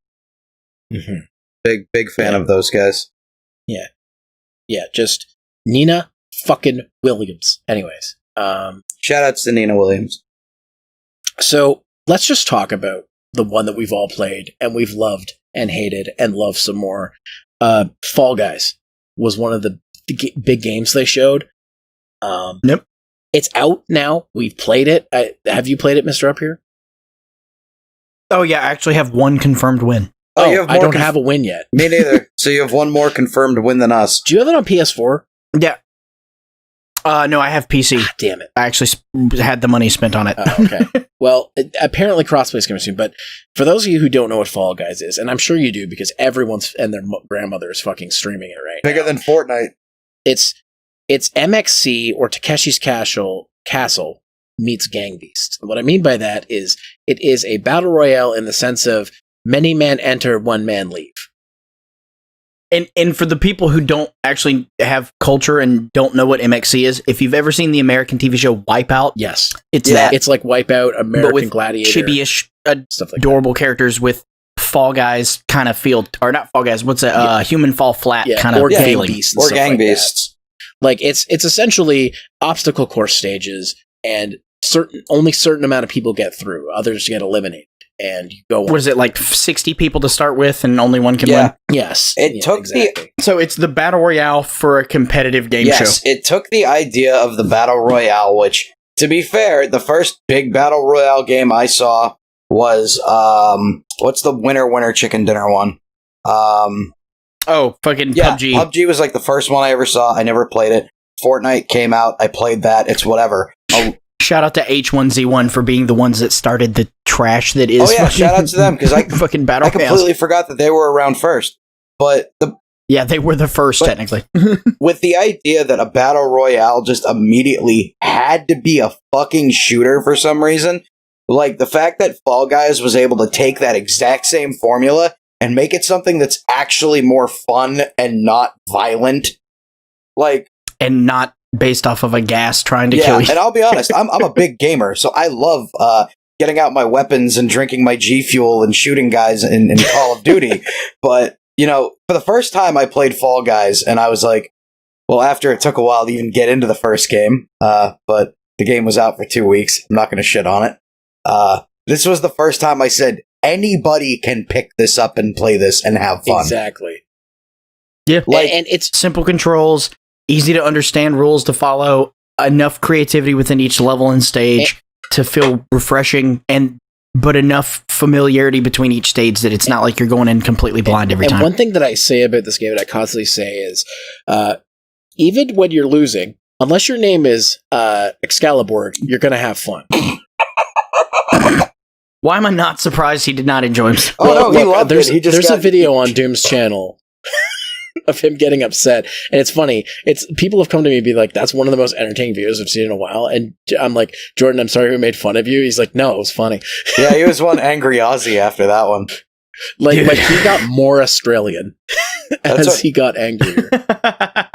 That sounds so like him, though. And that's but- the funny but no, thing it's- is, it is a game where if you want it to be competitive, you can be super competitive. If you just want to play it to have fun and dick around, you can just do that too. It's virtually the best game I think that has ever. Hold on, I can't say that. It's the most accessible game to every single person, and it can be the most fun. Because how many other games can you say, hey, your mom could play this and have fun and understand what to do? Like it's one of those things too. Like, excuse me. I can, if I was to pick another battle royale to compare it to, I would compare it to Tetris 99. Like Tetris 99 is literally just Tetris versus everybody else, and this is kind of the same idea, but the difference being is that this is an elimination game, where something like Tetris is everybody versus everybody else at the same time. So I like the elimination style because it really pushes you to like do better on the next one and the next one. But it also forces you to be vulnerable because there's team games. Yeah. So like you could be first place in 3 different events. 4th event's a team game. If your team loses, you're out. And you're just like, oh. But I also kind of like Okay, I also cool, kind of like thanks. that because what I find in Fall Guys is there's always a game or 2 or 3 that you are bad at, and then if you're in a team, even if you're bad at it, you could do okay. Unless it's the fucking ring jumping game, because I've never been on a team that's won that game. I think that one's all right. I like it better than like if this we're- catch the egg, like go grab the eggs and bring them back. Yeah, the egg one's difficult. The egg Yeah. one's trash. The soccer ball one is all the team ones are not fun. That's all I want to say. Did you guys see about the boycott thing that they're doing with Fall Guys Why right are now? they trying to I boycott genuinely found out about this from my Why? roommate. And I think it's so stupid, but I get it. There is a genuine hatred for team games, specifically the Team Yellow. Yeah. So there was like at one point trending boycott yellow from Fall Guys, like replace that color with another color. Oh no, yeah, they make fun of Team Yellow all the time, like the Fall Guys Twitter account. Yeah, because they always lose. I've never seen Yellow team win. They'll say this, unless you're Team Yellow.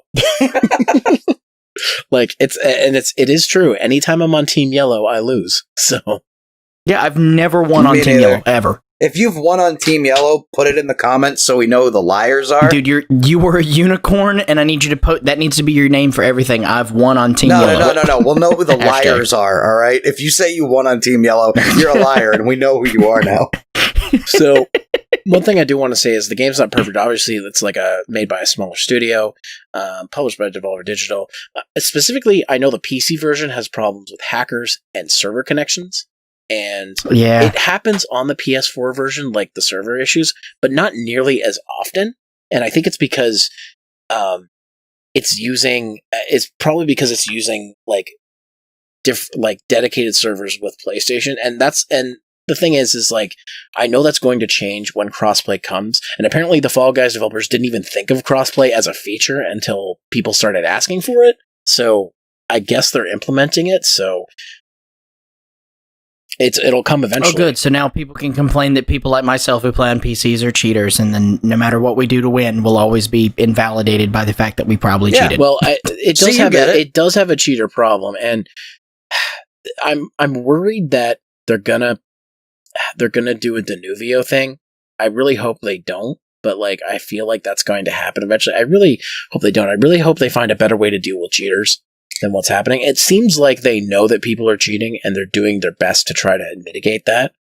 But well, it took literally 8 seconds for people in the game to find out how to just be total dicks to everyone, even without cheating.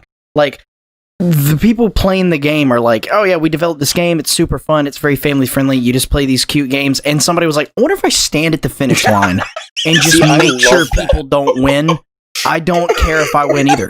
Like 8 seconds to become a dick. Somebody like sole purpose in life is to go through every multiplayer game and find out how to ruin other people's experiences. Look at Donkey's video on Fall Guys. It's literally him just being an asshole. Shout outs to all the just grabbing people. Shout outs to all the griefers. I still respect you. Like the Christian Minecraft server destroyers, the Dark Souls jumping in to be your partner and letting you die, like just everything that could go wrong. The guys who do mean things in Minecraft, you're all necessary to the experience too, guys. We need you. Like honestly, I think but I think like I'm okay with it in some instances. It's the cheaters and the bad like netcode stuff that I think needs to be improved. But again, little steps. These guys like are a smaller team of devs. Like this game kind of blew up on them.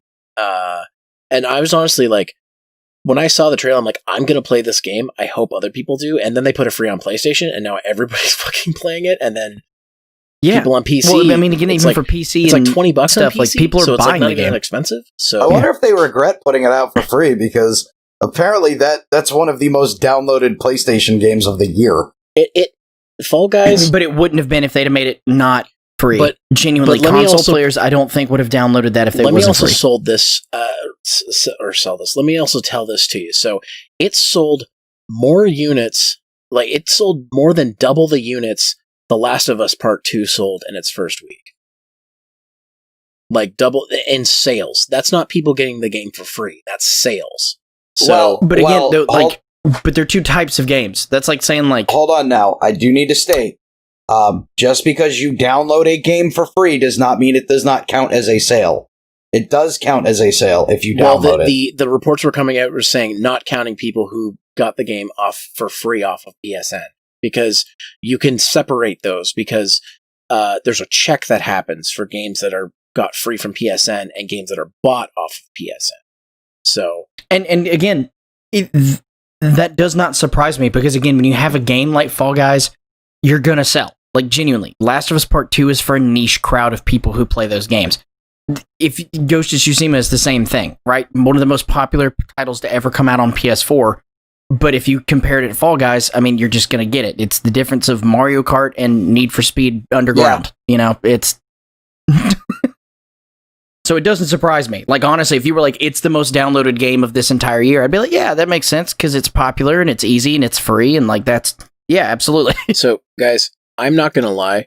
I am going to have to start writing my top games of 2020 list video very soon within the next couple months. Fall Guys is going to be on there. I agree. Yeah, I don't know, like, it still has problems, so I can't say it's going to be a top fiver, but it's going to definitely be in my top 10 game here because I have not had so much fun with one game in a long time. And it's one that I keep going back to, and people keep saying, let's play and stuff. It's one of those things where, like, I feel like we're going to be playing it for a long time. And I hope it only gets better. They've already talked about Season 2 stuff, which I don't want to talk about yet because we've got a whole nother podcast to talk about that. With new maps, new cosmetics, stuff like that. And I think it's going to be, a game that I'm playing up until next year. Even.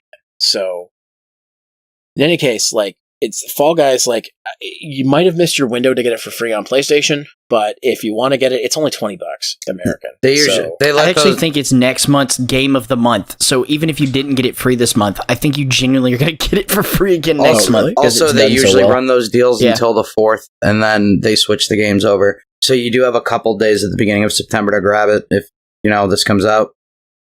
It's worth, even if you don't like the game, still get it because it might become something you want to play later. I've even said to friends of mine who already have it on PC, just download it while it's free on PlayStation if you have PSN.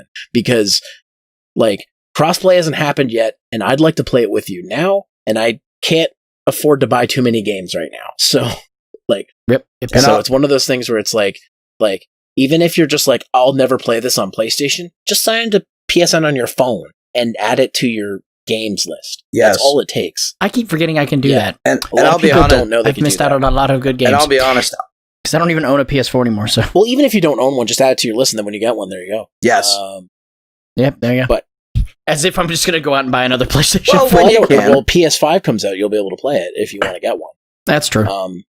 But yeah, anything else you guys want to say about Fall Guys before we move on to the rest of Devolver's Direct?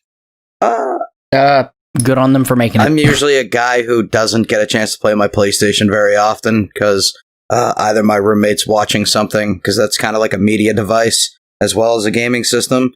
So I kind of don't show a lot of love to my PlayStation, but I'm very glad that Fall Guys exists because I've been able to actually go out into my living room and play video games and enjoy it.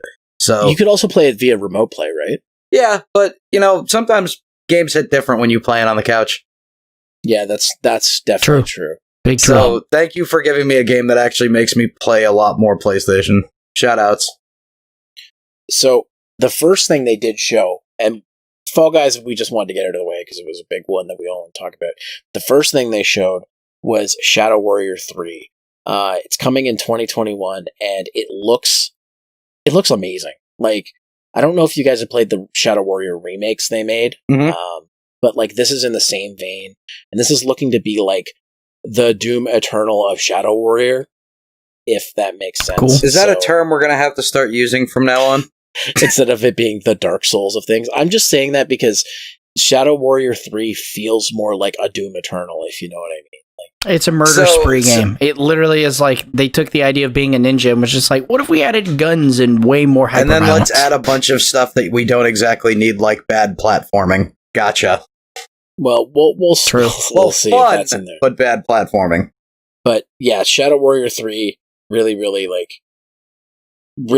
excited for that. I still need to finish the original Shadow Warrior remake. I have it, I just haven't finished it, and I think I have 2 as well. So 2's the only one I know anything about, so if it's at least as good as that one in terms of just not even being a good game, but just fun to play, it'll be fun. It looks fantastic so far. Like, that's basically what I can say. They only showed a little bit of the gameplay because it's still in development, but it looks amazing from what we got to see. That's cool. One that I'm really excited about, because I've seen stuff about it before, and it's actually now on Game Pass, and I downloaded it. Carry On. Oh, yeah, I actually know about this one, so it's pretty cool. That's the reverse horror game where you are the monster, and Here's the thing, though. it's basically Alien. It's so short. It's basically Alien mixed with the Blob, and you're on a ship and you're being the thing killing stuff. It is short, but I mean, the point of the game was to be, I don't know. It's one of those games where, in that style, it doesn't need to be a long game. No, and you're right. No, and it's really cool because it does require, it's almost a puzzle game in its own sense because it requires you to think about how you do things. You can just ravagely go around and, mess stuff up, but like, there's going to be moments where that's not going to work for you. What's cool is that it's not just a ship. It is a large map for you to go through. And it's got story to it. Whether they present it to you as story, you have to really pay attention, but it's got lore to it within the game. It looks like it works well. The animation style, even for a pixel kind of game, it looks good. It flows well from what I've seen. It's a cool idea. It's not an original idea, but it's a well-executed idea. I'm excited to play it. Doom, if I know anything about you, you will probably enjoy this game. Because I really like games with like weird physics behind it, and like because obviously most games are like, hey, here's a game where you walk. It's cool to see different things. Like I like how because this like like the monster grabs from one end and kind of launches to the other, and it's like floaty and it's like gelatinous, so it moves and shit, and it's very interesting and it's cool. It's also very graphic because it is very gory. It's definitely a rated M title. It's on my Steam wishlist. I can't wait to buy it. But I genuinely feel like if you're going to do a Let's Play of anything, you need to do that one. I want to stream that one at some point. I'll wait for a sale. It's a good one. I sadly don't want to pay only $20 for that one. That's a good price for a game like that, but I'm a little stingy. Game Pass is $1 right now, so you could do that. What is Game Pass? Other games. It's Xbox's, as they have titles that release for the console, they also release titles for PC. It's fairly cheap, and you get some genuine AAA titles. Like that's how I got Metro Exodus and Halo. If you don't have an Xbox, like you don't need the Ultimate Pack. Their regular pack is $5 a month, and the first month is $1, and that's what I'm doing right now. It's everything that Origin Access tried to do, but better. Send me a link. We'll set it up afterwards. I'm going to play fucking also Carry. you get it's also nice, you man. get free Discord Nitro with it and shit too. You get all these benefits and free Spotify. Exactly. It's I already have Spoofy. We'll send it to you later, but I don't. We're not paid by Xbox, but might as well be. It's the best thing Xbox has going for them right now. Good for genuinely. Xbox. And flight simulators on there, so if you ever wanted to brick your computer, you have a free opportunity I heard to. About that. You mean I can crash? I almost want to get it to run my computer through its paces. Oh man, what sucks is that you spend all this time downloading it, and because I got it through Game Pass, I was interested. You download the game, and then you get into the game, and it's like, oh, thank you for downloading Flight Simulator. Would you like to download the 91 gigabyte update now? And you're like, what did I just spend 4 hours downloading? That's ridiculous. But I'm going to skip over one of these games because there's not really much to say about it.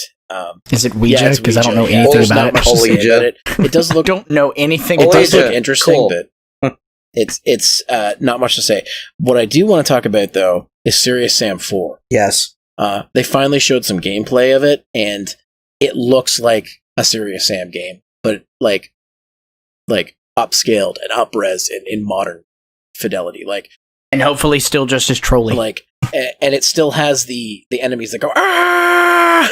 I smell a noise, boys. Plays pretty soon, boys.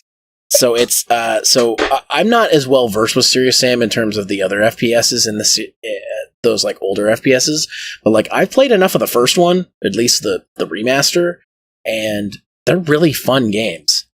It's no, we just need more Postal. And we'll be fine. It's so the fact that that the fourth one's actually happening is really cool because Serious Sam's kind of been on like a down low kind of thing. Like 3 happened.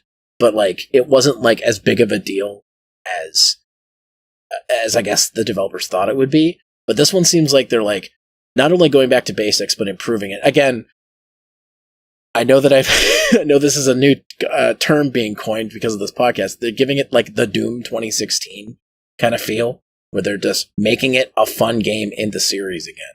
without having to worry Well, about. I mean, good for them too, because like they're in the same vein that like Duke Nukem 3D was, exactly. and then with Duke Nukem Forever being the absolute shit show that it turned out to be, I can imagine for developers of games like that being like, man, I don't know if we even have a market for this anymore. So good for them for still trying, like making something out of a title like that. Yeah, and it's especially nice because like Serious Sam's like when you think of those like older mascot shooter games, you've got Doom, you've got Duke Nukem. Serious Sam's kind of on the lower tier of those in terms of, and I'm not saying this like they're bad games, but like people just like don't think of Serious Sam the same way they do of Duke Nukem or Doom Guy or any of those. Or like a Turok or like... Or Turok, yeah, exactly. Quake, it's kind of in that era where like people know about Serious Sam, but like they might not care as much in compared to like Doom, Duke Nukem, stuff like that. But like it's one of those series that has never like strayed too far from the formula that worked. It's never had a Doom 3. It's never had a Duke Nukem Forever or anything. Even though I like Duke Nukem Forever and I think it's a fun game, I know why a lot of people don't like it. Also, I just want to point out, good on Doom, just first and foremost, for not going... Yeah, they had Doom 3, but like good for them for like the Doom 2016 thing and then like Doom Eternal for going back to form, because Wolfenstein went right the hell off the rails. Yeah. Like, I don't know what the hell happened. Stealth mechanics? The fuck is this? The first Wolfenstein game had stealth mechanics. I think a lot of people forget Wolfenstein 3D is not the first game. Yeah, but like, let's also take a moment to go like, New Blood happened, and people were like, hey, you know how you love a franchise and its character? What if we just said fuck all that? Yeah. Like, nah. Also, quick little fun fact about Serious Sam. It's, they're probably one of the last franchise shooters. Considering the first game was 2001, like, it's good. That was like... Sorry, no, go ahead. I was just about to say, that was the end of the classic FPS era, I would say Serious Sam is. Because it came out at a time where, like Quake had already happened, and I was going to say, didn't Unreal already like, happened, in that but world? like Serious Sam was like almost the last of the old guard. Yeah. I'd say. The one that came in right at the end and was like, all right, yeah, we're kind of all walking off to the sunset, but you can kind of come with us. Yeah. And Serious Sam is essentially just like a Duke Nukem. So it's... Well, they even do the jokes. Yeah. They even poke funs at other series, and, he has his own catchphrases and he's shit. Just like... where Duke Nukem's like the blonde buff dude. He's just like the guy who has like the 90s haircut and a lot of guns. Yeah, Serious Sam is like the concept in general is goofy. Like, and it's funny because when Serious Sam came out, Half-Life was already a thing, and that's when shooters really kind of took off as like being these story-driven like games. Thank you, Steam. And then you have Serious Sam, which is just like, it's the same old shit, but we love it still. Yeah, it's comfort food. Serious Sam is great comfort food. It really is. I like the third game so much that when it was on sale on Steam, I bought it at the beginning of quarantine, and I think I played it for like 4 days. I haven't got back to it, but it was really addictive and fun. Exactly. So, Serious Sam 4 seems like something that you'd be really interested in, eh? Oh, fuck yeah. I like Serious Sam. Hell yeah. The last thing that I feel like talking about, the Devolver Direct, again, I don't want to spoil what happens in it. If you want to see all the goofy shit that happens, just go watch it. It's a trip on its own. But the last thing I want to talk about is Devolver Land Expo, which is, in my opinion, one of the coolest things that any studio has ever done has been like, hey, we know you want to be here. So what if we gave you the chance to, but we made it fun and also fuck everything else? And it's dumb as shit. Honestly, though, I feel like this might, as much as I love the conference thing, I don't know if we'll ever, like with the success that this has done, I don't know if we'll ever have a traditional E3 again. I'm okay with that. I low-key like this. Because, like, E3 is like... Okay, so here's always my biggest issue with E3. It'd be like 3 or 4 days or like a week or whatever, and like, there'd be a bunch of dumb shit that you don't want. Like, hey, let's unveil a car and have a concert from a band you don't care about, and like, let's not talk about video games. But then let's show you... Yeah, but that's video like... games.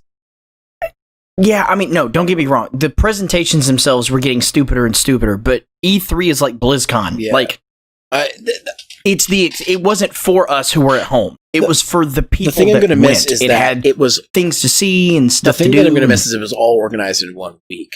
Like, one of the things that makes this kind of overwhelming and whatever for people who cover it, like me, it's like, now I have to worry about 4 months worth of content and then talk about it as time goes on. But also, I got to be on top of the next thing that comes out. There's conferences I didn't even care about that I didn't give a shit. I'm like, you know what? I'm not going to talk about it because I'm not going to watch this just because I feel like I have to. Yeah, but E3, we did that. We did that with one of these conferences. We did just that with one of these conferences, though, and it was my favorite. I know. It's my favorite one. And that's the thing. So, Devolver Land Expo, anyways.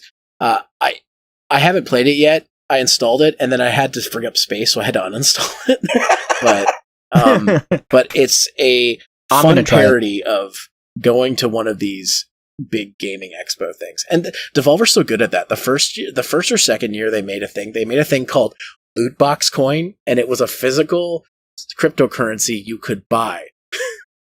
Like a real coin they would send you. That's great. It went up in value. That's amazing. They do dumb shit like this all the time. We have created our own gold. Like, literally, if you look up Loot Box Coin, they only sold it for a certain amount of time. And also, they changed the price of it every hour on their website. So at one point, some people got it for like $1, and other people paid like $300. That's awesome. Holy shit. That is the best jab at that kind of crap I've ever heard. It's so funny. Like, and my brother used to be big into crypto, so I said to him, hey, you invested in Loot Box Coin? He's like, shut the fuck up. Hey, I made money off of crypto. I got it when I made my money. Cryptocurrency is the bubble. There isn't the bubble, it's the needle. But yeah, Devolver Land Expo. Do you guys got anything extra you want to say about that? This is great concept. The whole thing, fantastic. So we go from probably the best thing of the entire Summer Games Fest to going into the downward slope. Hey, this is the most mid of it all. This is the mid. So, this is the part I was the most excited, since we weren't obviously going over the Xbox part. This is the section that I was the most excited to talk about, because Ubisoft, keep in mind, there's a specific title in this I am not a fan of. Not because I don't like the games, I just never got into them. There are so many titles that Ubisoft has made that I have loved over the years, that seeing the state of their company right now hurts me. Like, it really I agree. does. I think everybody has 2 or 3 Ubisoft games that they love, at least, right? I love Uno when it works. And just just the titles. So in this list, some of the things for people Jacob, that don't know. Why don't you just take the reins on this one, because I literally give less of a fuck. Okay, so Ubisoft is known for some of the most fun games that I've played in the last, I'd probably say 5 years. And I don't mean that ironically. I mean, they've had good experiences. And the reason I say that is because Ubisoft has this, like, awful talent for coming up with cool multiplayer ideas and then executing them horribly. And then sometimes they get it right. And when they get it right well. And my specific example is the first thing you have on your list, which is Ghost Recon Breakpoint. Which literally the only thing they're announcing is, hey, we're doing a bunch of ground shaking to them updates for a game that's been out for almost a year and a half now, that sold poorly because they were coming off of the high, which in my opinion was one of the best video games in terms of military sim, Ghost Recon Wildlands. Good game. Wildlands, to people who played the game, was a fucking phenomenal military game that had good usable 4-player co-op. That's impossible for a lot of games. I've seen them try. I didn't get to play a lot. Wildlands was great. A lot of Wildlands, but what I did play, I had a lot of fun with it and thought it was really good. It was simple.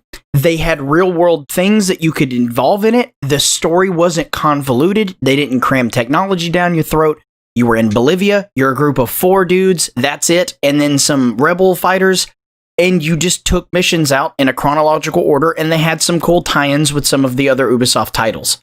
That was the base of the game. They didn't have to overcomplicate it. Somewhere, I don't know why, Ubisoft decided that for their sequel, they needed to cram more famous people into it, aka Shane from The Walking Dead, and they needed to fucking hamstring a bunch of technology into it, because for some reason, the 2000s has been about like how much technology can we cram into war games. Call of Duty's done it, the Ghost Recon franchise, the Rainbow Six franchise, like all of them. Every shooter game has been like, yeah, let's just keep putting drones and you know, Apple is an evil company, so let's just make fun of them by doing some GoldenEye BS from the James Bond series of the 90s. Like, Breakpoint was that game. They were like, let's take everything you love about it, make it feel like an RPG because it's easier to explain, and then cram as much technology as we can possibly develop. And by the way, we're going to leave a ton of bugs in so that you can point it out and feel like you're involved. And this is all from the company that made Siege, which is somehow incredibly fun and competent. Yeah, and again, they had a game that worked. And I think the biggest salt in the wound for me on that was the fact that Wildlands was still being actively developed. They were still fixing bugs. They were still trying to update graphics. You'd get 1 gigabyte graphics updates, and all of a sudden your bushes would look better. And you'd be like, wow, that's really cool. Thanks, guys. Breakpoint drops. Immediately no one's buying it. And the first thing they did to try to push people to this new game is ended all development for Wildlands.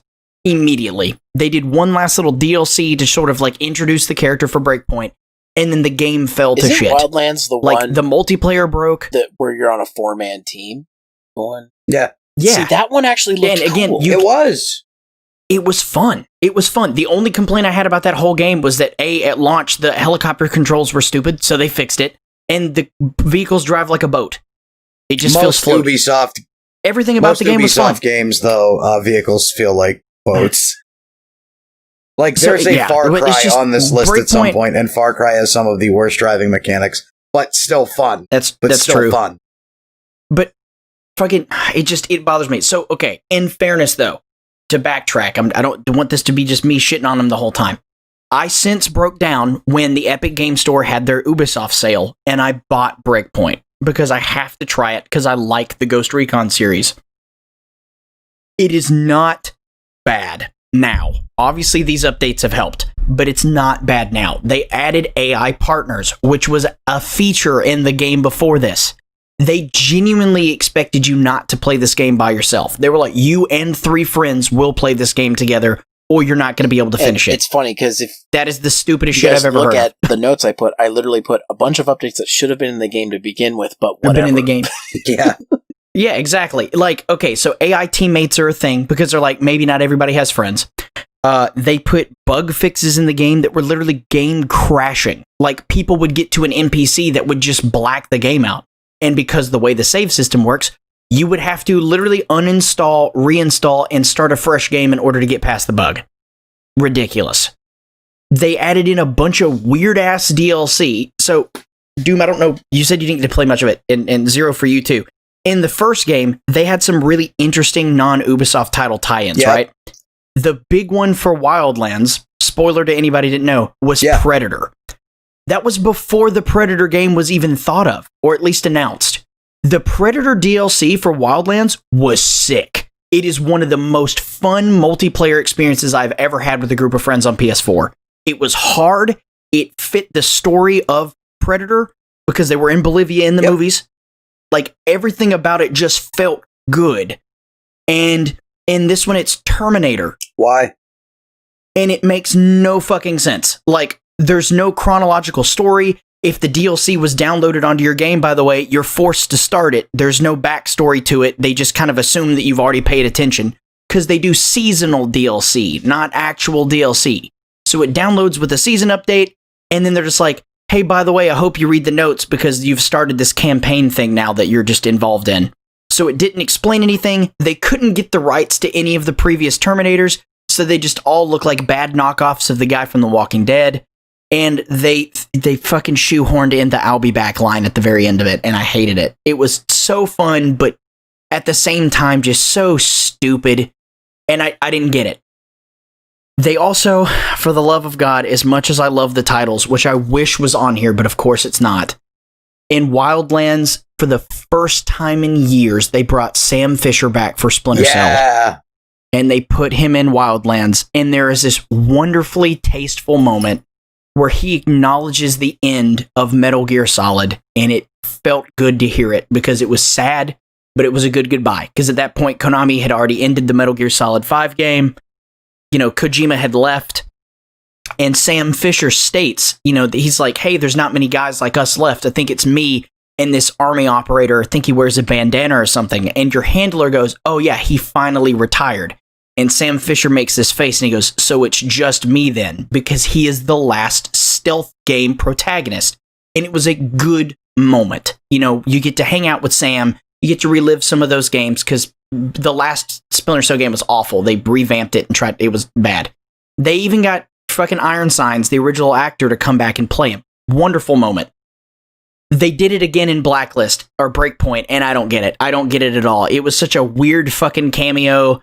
They make another obscure reference to Metal Gear Solid or not. It just felt like they were like, well, it worked really well in the last one, so let's just do it again. It bothers me.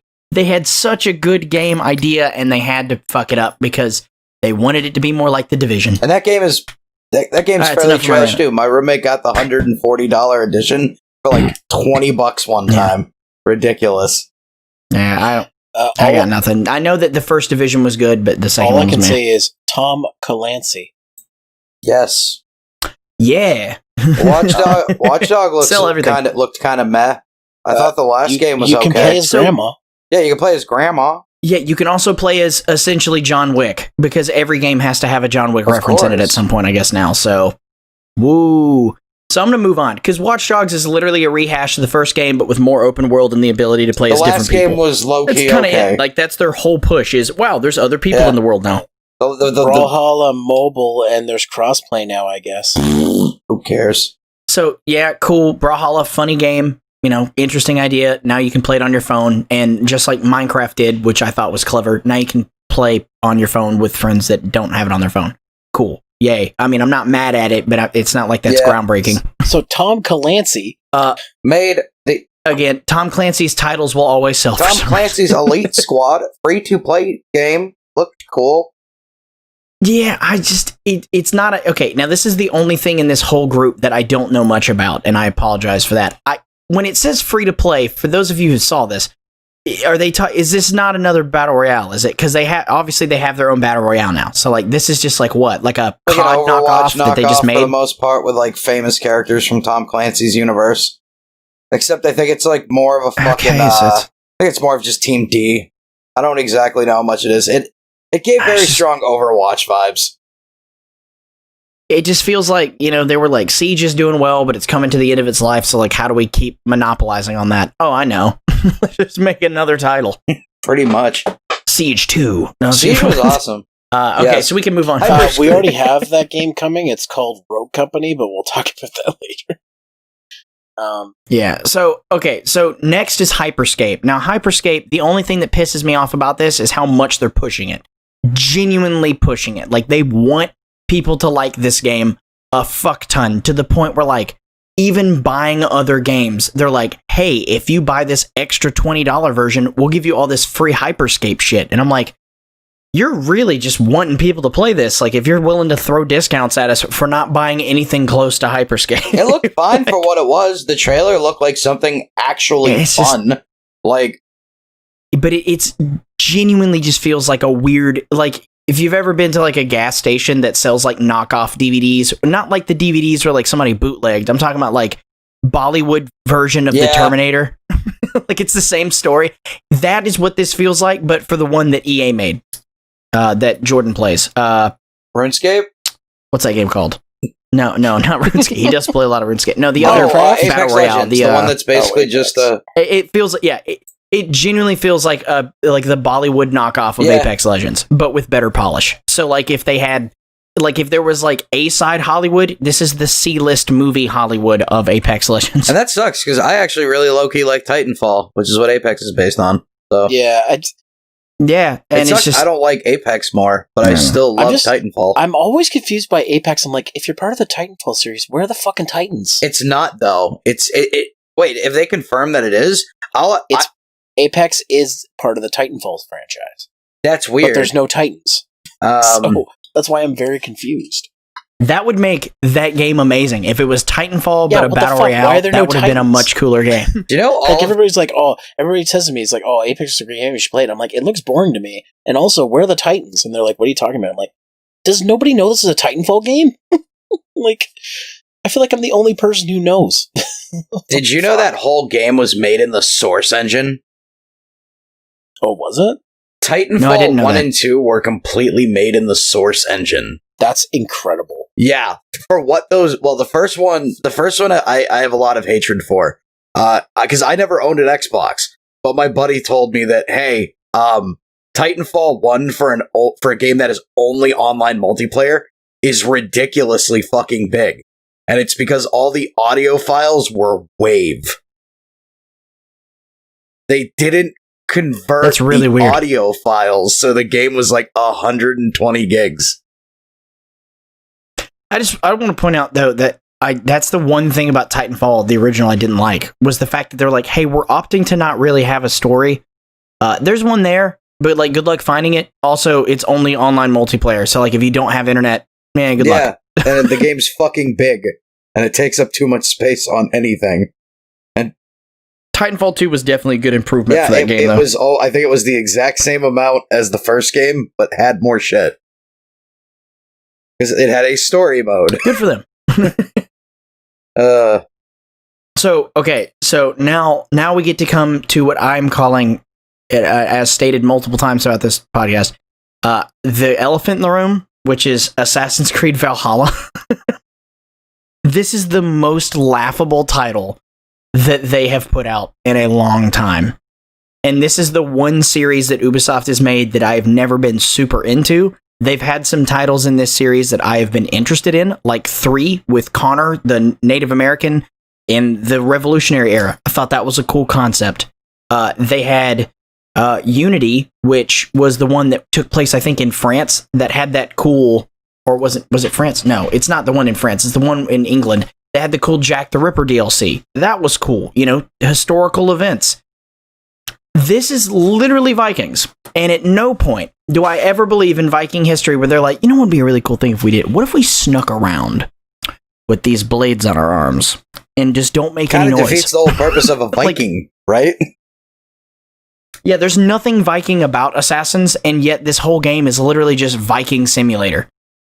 So why not just not name it Assassin's Creed? At that point, just make Vikings the game. People will buy that. People loved God of War. That was kind of like that. Make a Norse Viking mythology game. is very You don't have to popular. strap Assassin's Creed on. Like the Thor movies made this shit very popular for a reason. Like, Well, I mean, Vikings, the TV show from History Channel. It's a History Channel show, and it blew oh yeah, I up. forgot. People Like, love blew that up. fucking show. Yeah, so like they literally had a game without that. So what I don't understand is why they decided to make it an Assassin's Creed title for that. Like, what about that makes sense? Probably just the fact that they think by slapping a recognizable name like Assassin's Creed, it'll push more shit. But you've got to somehow tie it in. And at what point? Like, how? At this point, I don't even think Like, there's a full narrative for Assassin's Creed anymore. So I'm pretty sure there's a plot because hole they did Origin, which was like in Egypt, which is sort of cool, I guess. That had that really weird Final Fantasy tie-in. Okay, that exists. And then I don't know, man. Like the Assassin's Creed franchise is like the most shoestring narrative at this point. Like 1 through 3 made sense, but then they were just like, what's a historical point we can throw together? They really lost me after Black Flag, honestly. Like, that was the last one that I could be like, meh. 1 on 360. It still has a cellophane on it. I bought 2 in a collection on PS3. I have 3 and 4 on Wii U. And that's about all I have. I've always thought to sit down and play them, but the more I think about it, the more I'm like, maybe I don't really want to play them. Like, I don't know.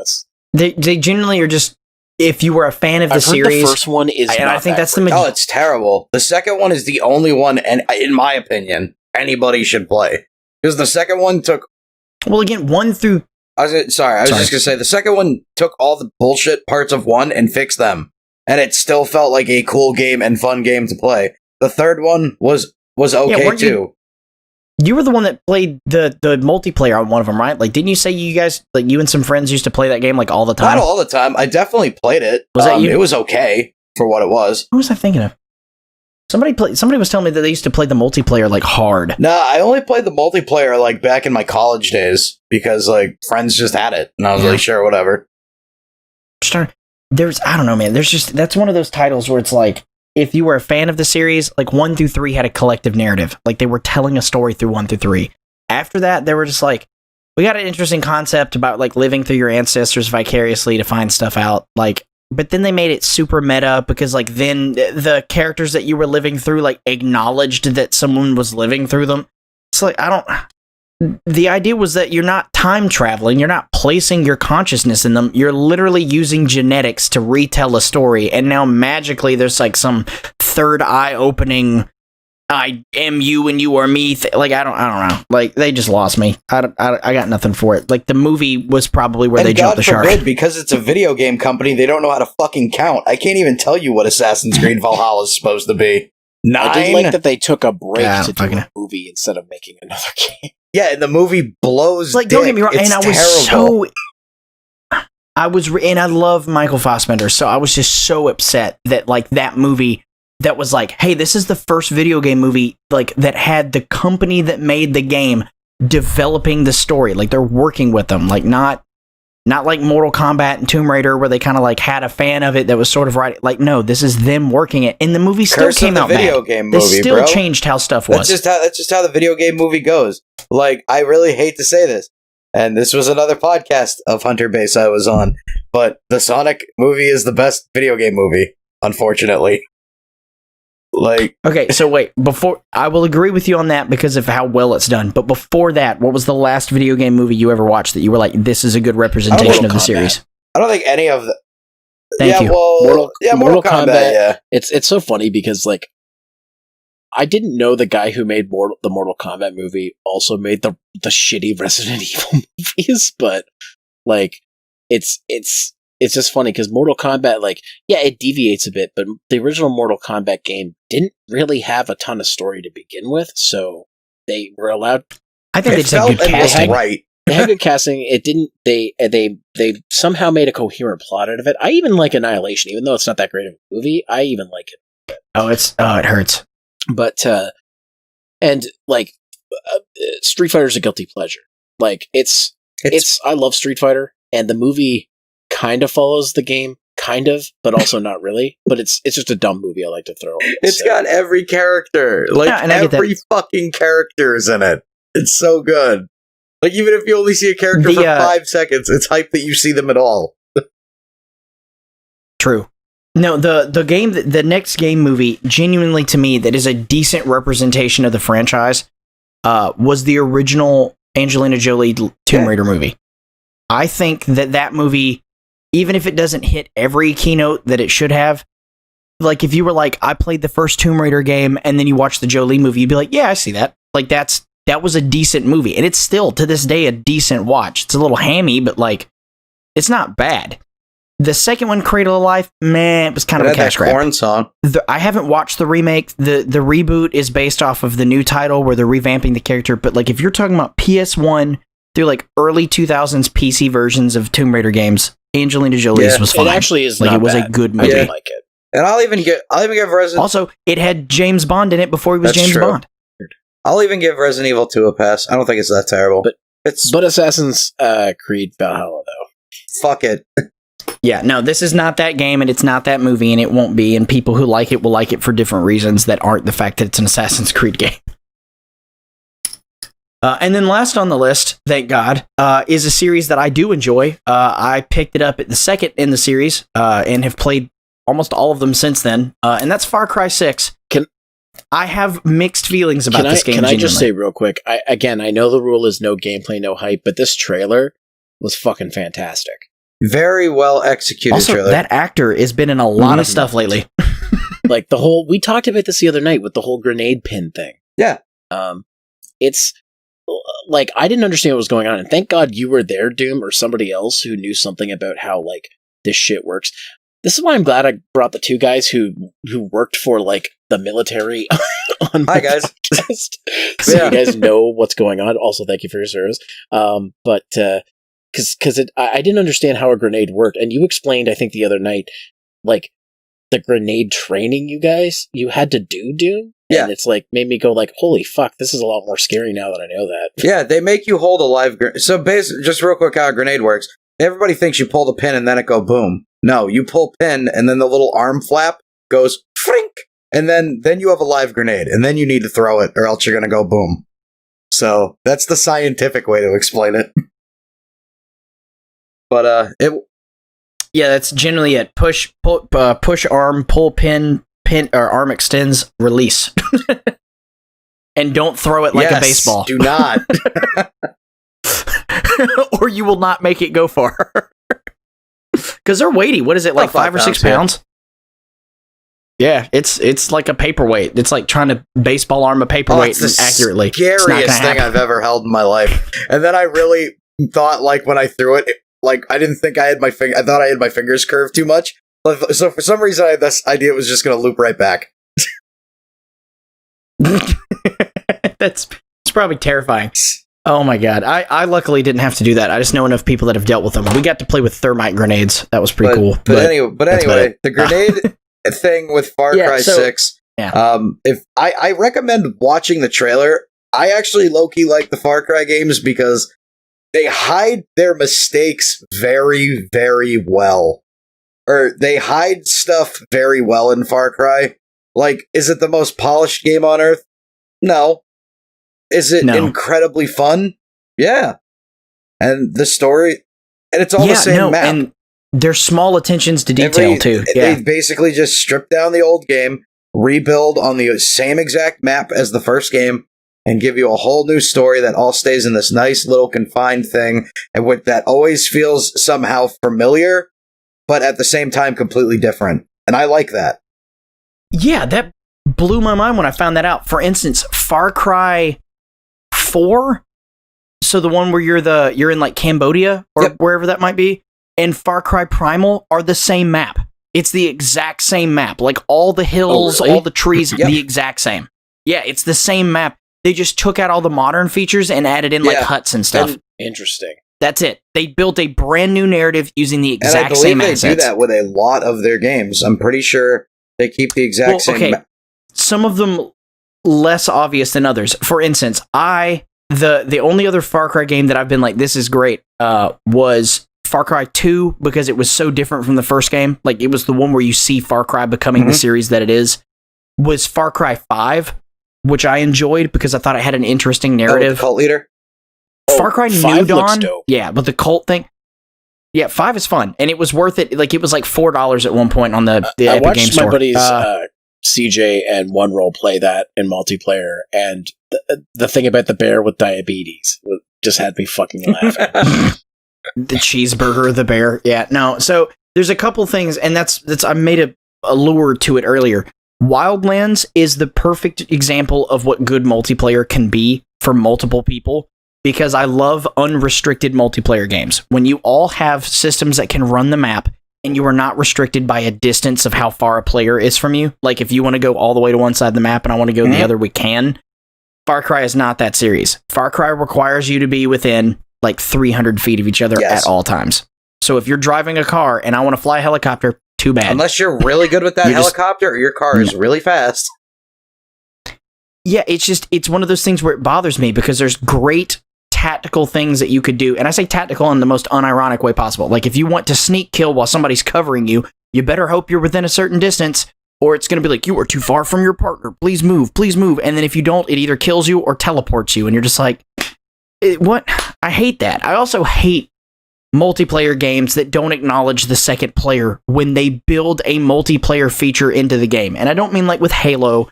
I mean, Far Cry 5 acknowledges that there is a second player playing until the cutscenes happen, and then the second player doesn't exist. It's weird.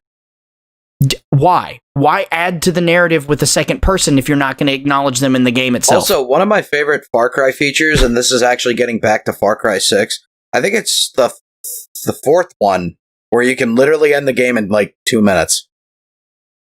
Yeah. I really, You literally just stay at the really table. think they're gonna. So what? Here's my prediction for Far Cry 6.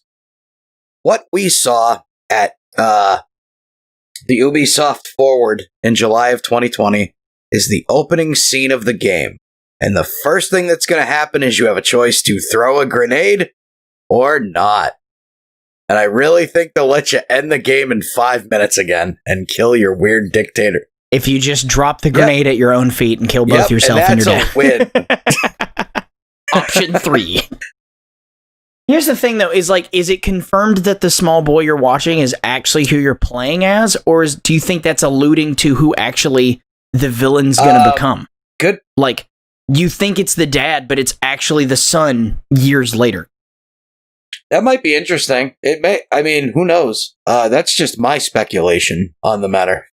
Because, I don't know how they're going to weave that narrative when you're playing a dictator son. I'm leading the rebellion against my dad. Just seems kind of outplayed at this point. Yeah, but Far Cry is not exactly a franchise that has really super deep, compelling lore. No, but outside of Outlast 2, you don't see, redneck cult leader as, a normal thing. That was pretty cool. Drug use in pre-apocalyptic visions.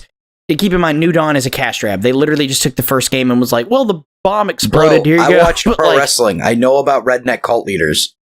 And I've also seen a lot of horror films. So Far Cry 5 was... Yes, but not in games. I loved Far Cry 5. Far Cry 6 should have just been The Hills Have Eyes, the game. Things that I have in common. But, I don't know much about Far Cry since my favorite games in the series, aka the only ones I've played, are Blood Dragon and Paradise Lost. But both fantastic. Blood Dragon is awesome. But also good casting. And my friends fucking tell me I'm bad or I have shit taste because I like Paradise Lost, even though it's just a fun arcade game, whatever. Yeah. But honestly, I got this, the trailers and gameplay and stuff I saw of 5 were really really entertaining and engaging, and it made me actually want to give the series a shot. This trailer's doing the same thing. It's making me interested in what Far Cry does. Because Far Cry, it's not your traditional FPS, right? It's more like a... It's an adventure game that also is a FPS kind of thing. So yes. So I'd probably be more into it, because Blood Dragon was really fun. I didn't finish it, because I got stuck at one point, but it was really fun. Yeah, and oh my god, so one of the things that blows my mind about Far Cry is that they have other people working. It's a multi-studio thing. So if you play Far Cry 5 and you go through their DLCs that you get, the Lost on Mars DLC is from the Toronto branch. But if you play, and this is the most ironic one to me, it's my favorite DLC of any Far Cry game to date. It's called Finest Hour or Darkest Hour, and it's a subject matter that you don't see many games on. They took the narrative of a Vietnam War vet and they turned it into a game. It's literally about being a POW in Vietnam and escaping and helping. Obviously a little over-dramatized for the gameplay, but it's based off of a real story.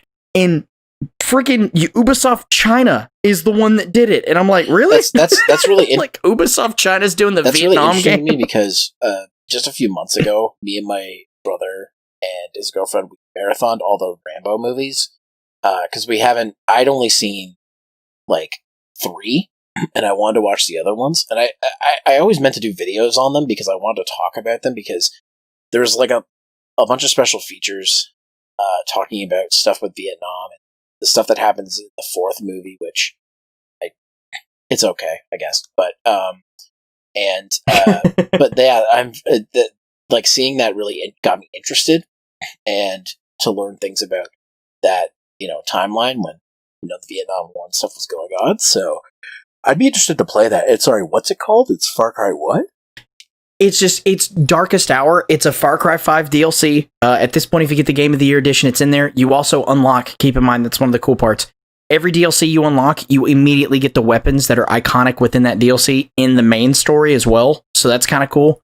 But it's not the most in-depth thing, but they took the time to make a narrative out of it. It's not just a mini game, it's a full-on story. It's maybe a 2-hour play if you sit down and try to one-shot it, but like they have their own textures, their own assets, they have their own characters, and like their own like UI system that's similar, but like you can give commands to people you find and stuff. Like it's a good standalone title as a DLC.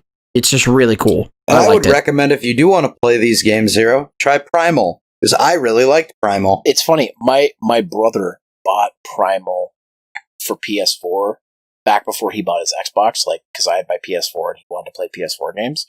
So I have Primal, and I think he doesn't care about it, so I can't play it. And I also remember when it came out, one of my best friends, Casey, she was playing it. I was watching her play it, and I saw, like, she really liked it because, like, you could befriend, like, saber-toothed tigers and shit, and Yep. she had, like, her own posse of, like, saber-toothed tigers. Yeah, you can become friends with animals. It's looked awesome. really fun. It looked like a really fun game. It's just like, It's the like only thing Peaches is, a like, cougar. games that have more open world stuff kind of like intimidate me because I'm like, I'm not. That's a lot to do. That's why I kind of like more linear stuff, because I'm like, at least I know what my objective is. That's part of the fun, though, about a Far Cry game in general, is like just kind of going off. Just in most big open world games, I usually end up dicking around anyway and just looking around at all the cool shit. But Far Cry feels like a game that isn't exactly like the most intimidating thing to go out and explore world, because they're not going to really penalize you for going too far or making a bad mistake. Well, like, it's not that. It's like something like, the reason nobody finishes Skyrim is because nobody plays the main story. They just want to do everything else. that and the game sucks. So like, and like, I love like Oblivion's my favorite of all the Elder Scrolls games, but I've never even gotten close to finishing the story because I always did shit on the outside. And it's like, the reason I've never gone back to that is because I'm like, I won't play the story, even though that's the reason I want to play the game. I'll do other shit. And it's just like, with those games, it's like, if I don't have a focus, I lose interest really quickly. So it's one of those things where, like, I'd love to play these games, but you gotta put me in a straight line a little bit sometimes. Without keeping too much longer on this, because we've talked about it for a bit, I would like to point out that if you were intimidated by the thought of an open world game but would like something more linear in that sense, Far Cry is a great way to get into that, because it is not, they have side quests, but they're more there for your replayability than it is to actually progress the game. Because like in games, as you mentioned, like Skyrim, there's so many choices that it's almost overwhelming. Like things that you do actually, like, okay, for instance, if you help an orc, later on in the game, helping that orc can actually affect something else that happens. In this game, Far Cry is one of those like false choice games where like nothing that you really do is going to matter in the narrative unless you're playing the narrative. Like genuinely. Like if you save this, like for instance in 5, you can save the cheeseburger bear.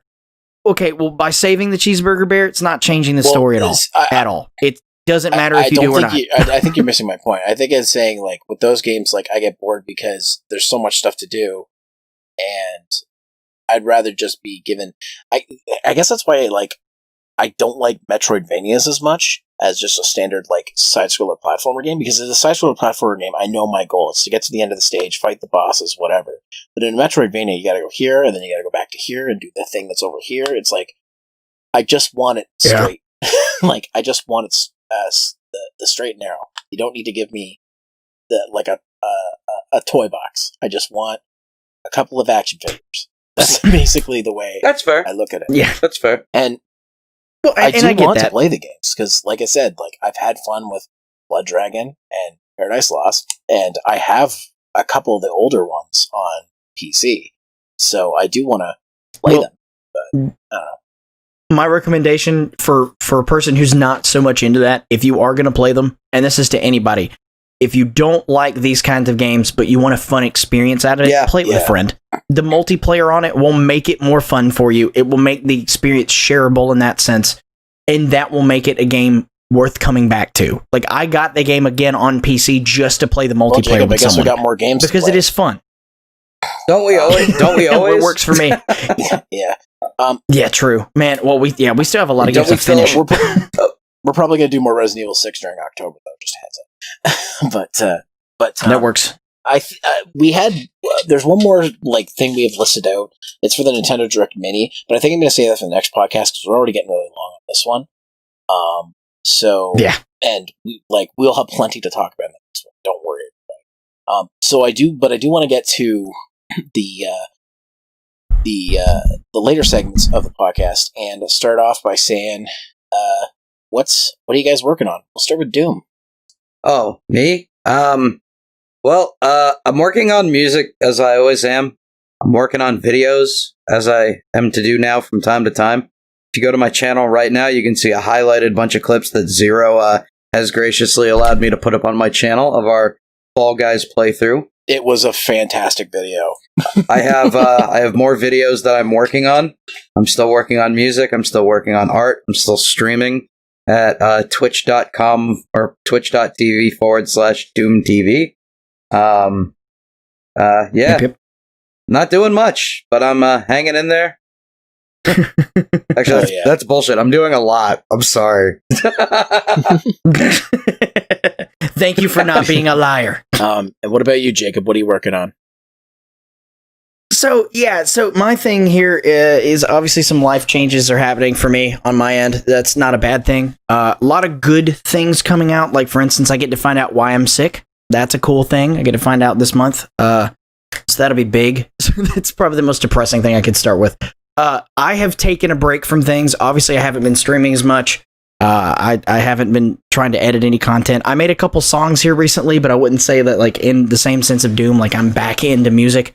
I have some things coming. That's my big thing, is that once I get reset up and this life change happens for me, when I get established, I'm hitting the ground running. Because if I get this new job, I'm going to have way more time and resources, which is the best thing I could think of, because that's going to give me the freedom to do what I was doing when you guys first met me, which was like really grinding and really streaming and stuff. So I'm excited for that. So just keep me in your thoughts on that one, because that's what I'm trying to get to. For my camp, things are going to slow down. Some things are changing here. I've got some family stuff that's going to be happening. I told you guys before the podcast what that is, but just for anybody else out there, I did recently change my stream times. I pushed them back to 9 p.m. instead of 8:30 because 8:30 was getting harder and harder to reach, and 9 p.m. just an easier time. I may have to reduce my streams times as going forward, like maybe do shorter streams or later ones, just based on what's going on in my personal life. But I'm aiming for 9 p.m. On Tuesdays, Wednesdays, Thursdays, and Sundays now, all at once. And the goal going forward is Tuesdays is going to be whatever the main playthrough is. Wednesday is going to be what I like to call whatever Wednesdays. Either I'm doing a co-op or I'm doing a solo playthrough of something. Right now I'm doing Daymare 1998. Oh man, I love you for it. The developers gave me a copy of it, so I'm playing through it. Probably going to pick it up physically later as well, because it's a really fun game. Also, shout out to the Residents of Evil, which is that group that pushed for that game to finish as it did. I actually want to play that one myself. Watching you play it, I think it'll be a fun little thing to hold me over until other things we're going to eventually talk about. Exactly. If you love the Resident Evil remakes, it's basically like kind of like in that style. Maybe not as polished, but it's kind of like in that style, and it is a fun game. It's a faithful spiritual successor to the early games. And Thursdays, this is a recent change. I'm going to be doing Final Fantasy Crystal Chronicles with my pals Canadian Jutsu and Starfield Gaming.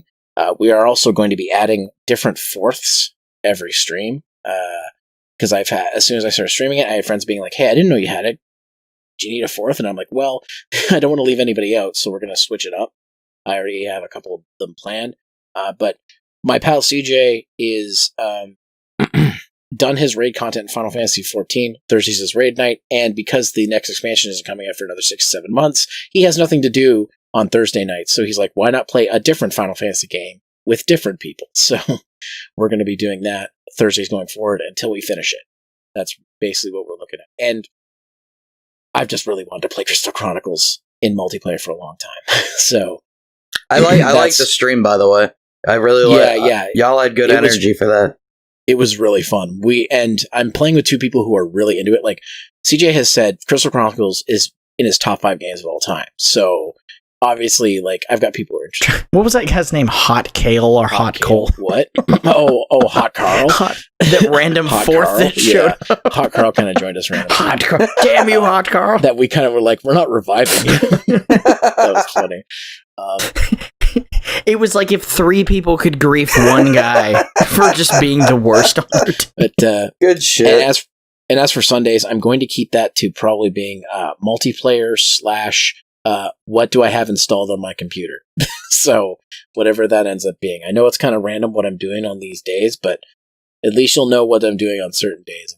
Yeah, I know that adding another day to my stream schedule makes it seem like, oh, for somebody who's like stepping back and saying they're going to be streaming less or streaming less time, why are you adding another day? It's more like I want to stream. I want to stream on days I know that I can get away with it.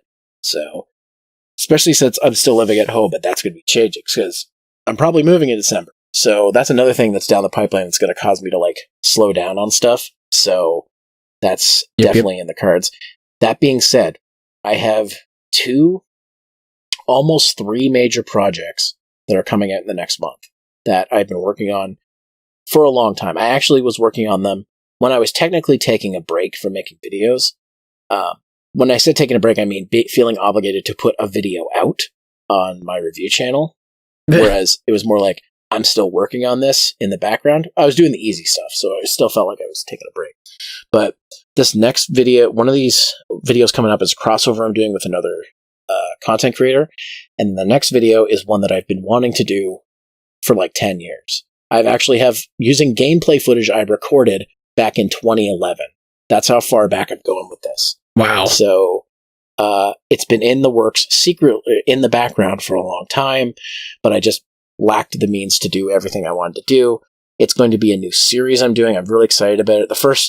Unfortunately, it's going to be like a more of a quarterly thing, so don't expect a new video like every month on this, but it is something I have planned. And I have a little smaller ideas as well for videos, but these major projects are the ones I'm going to push for the next little bit, so check on my review channel for those.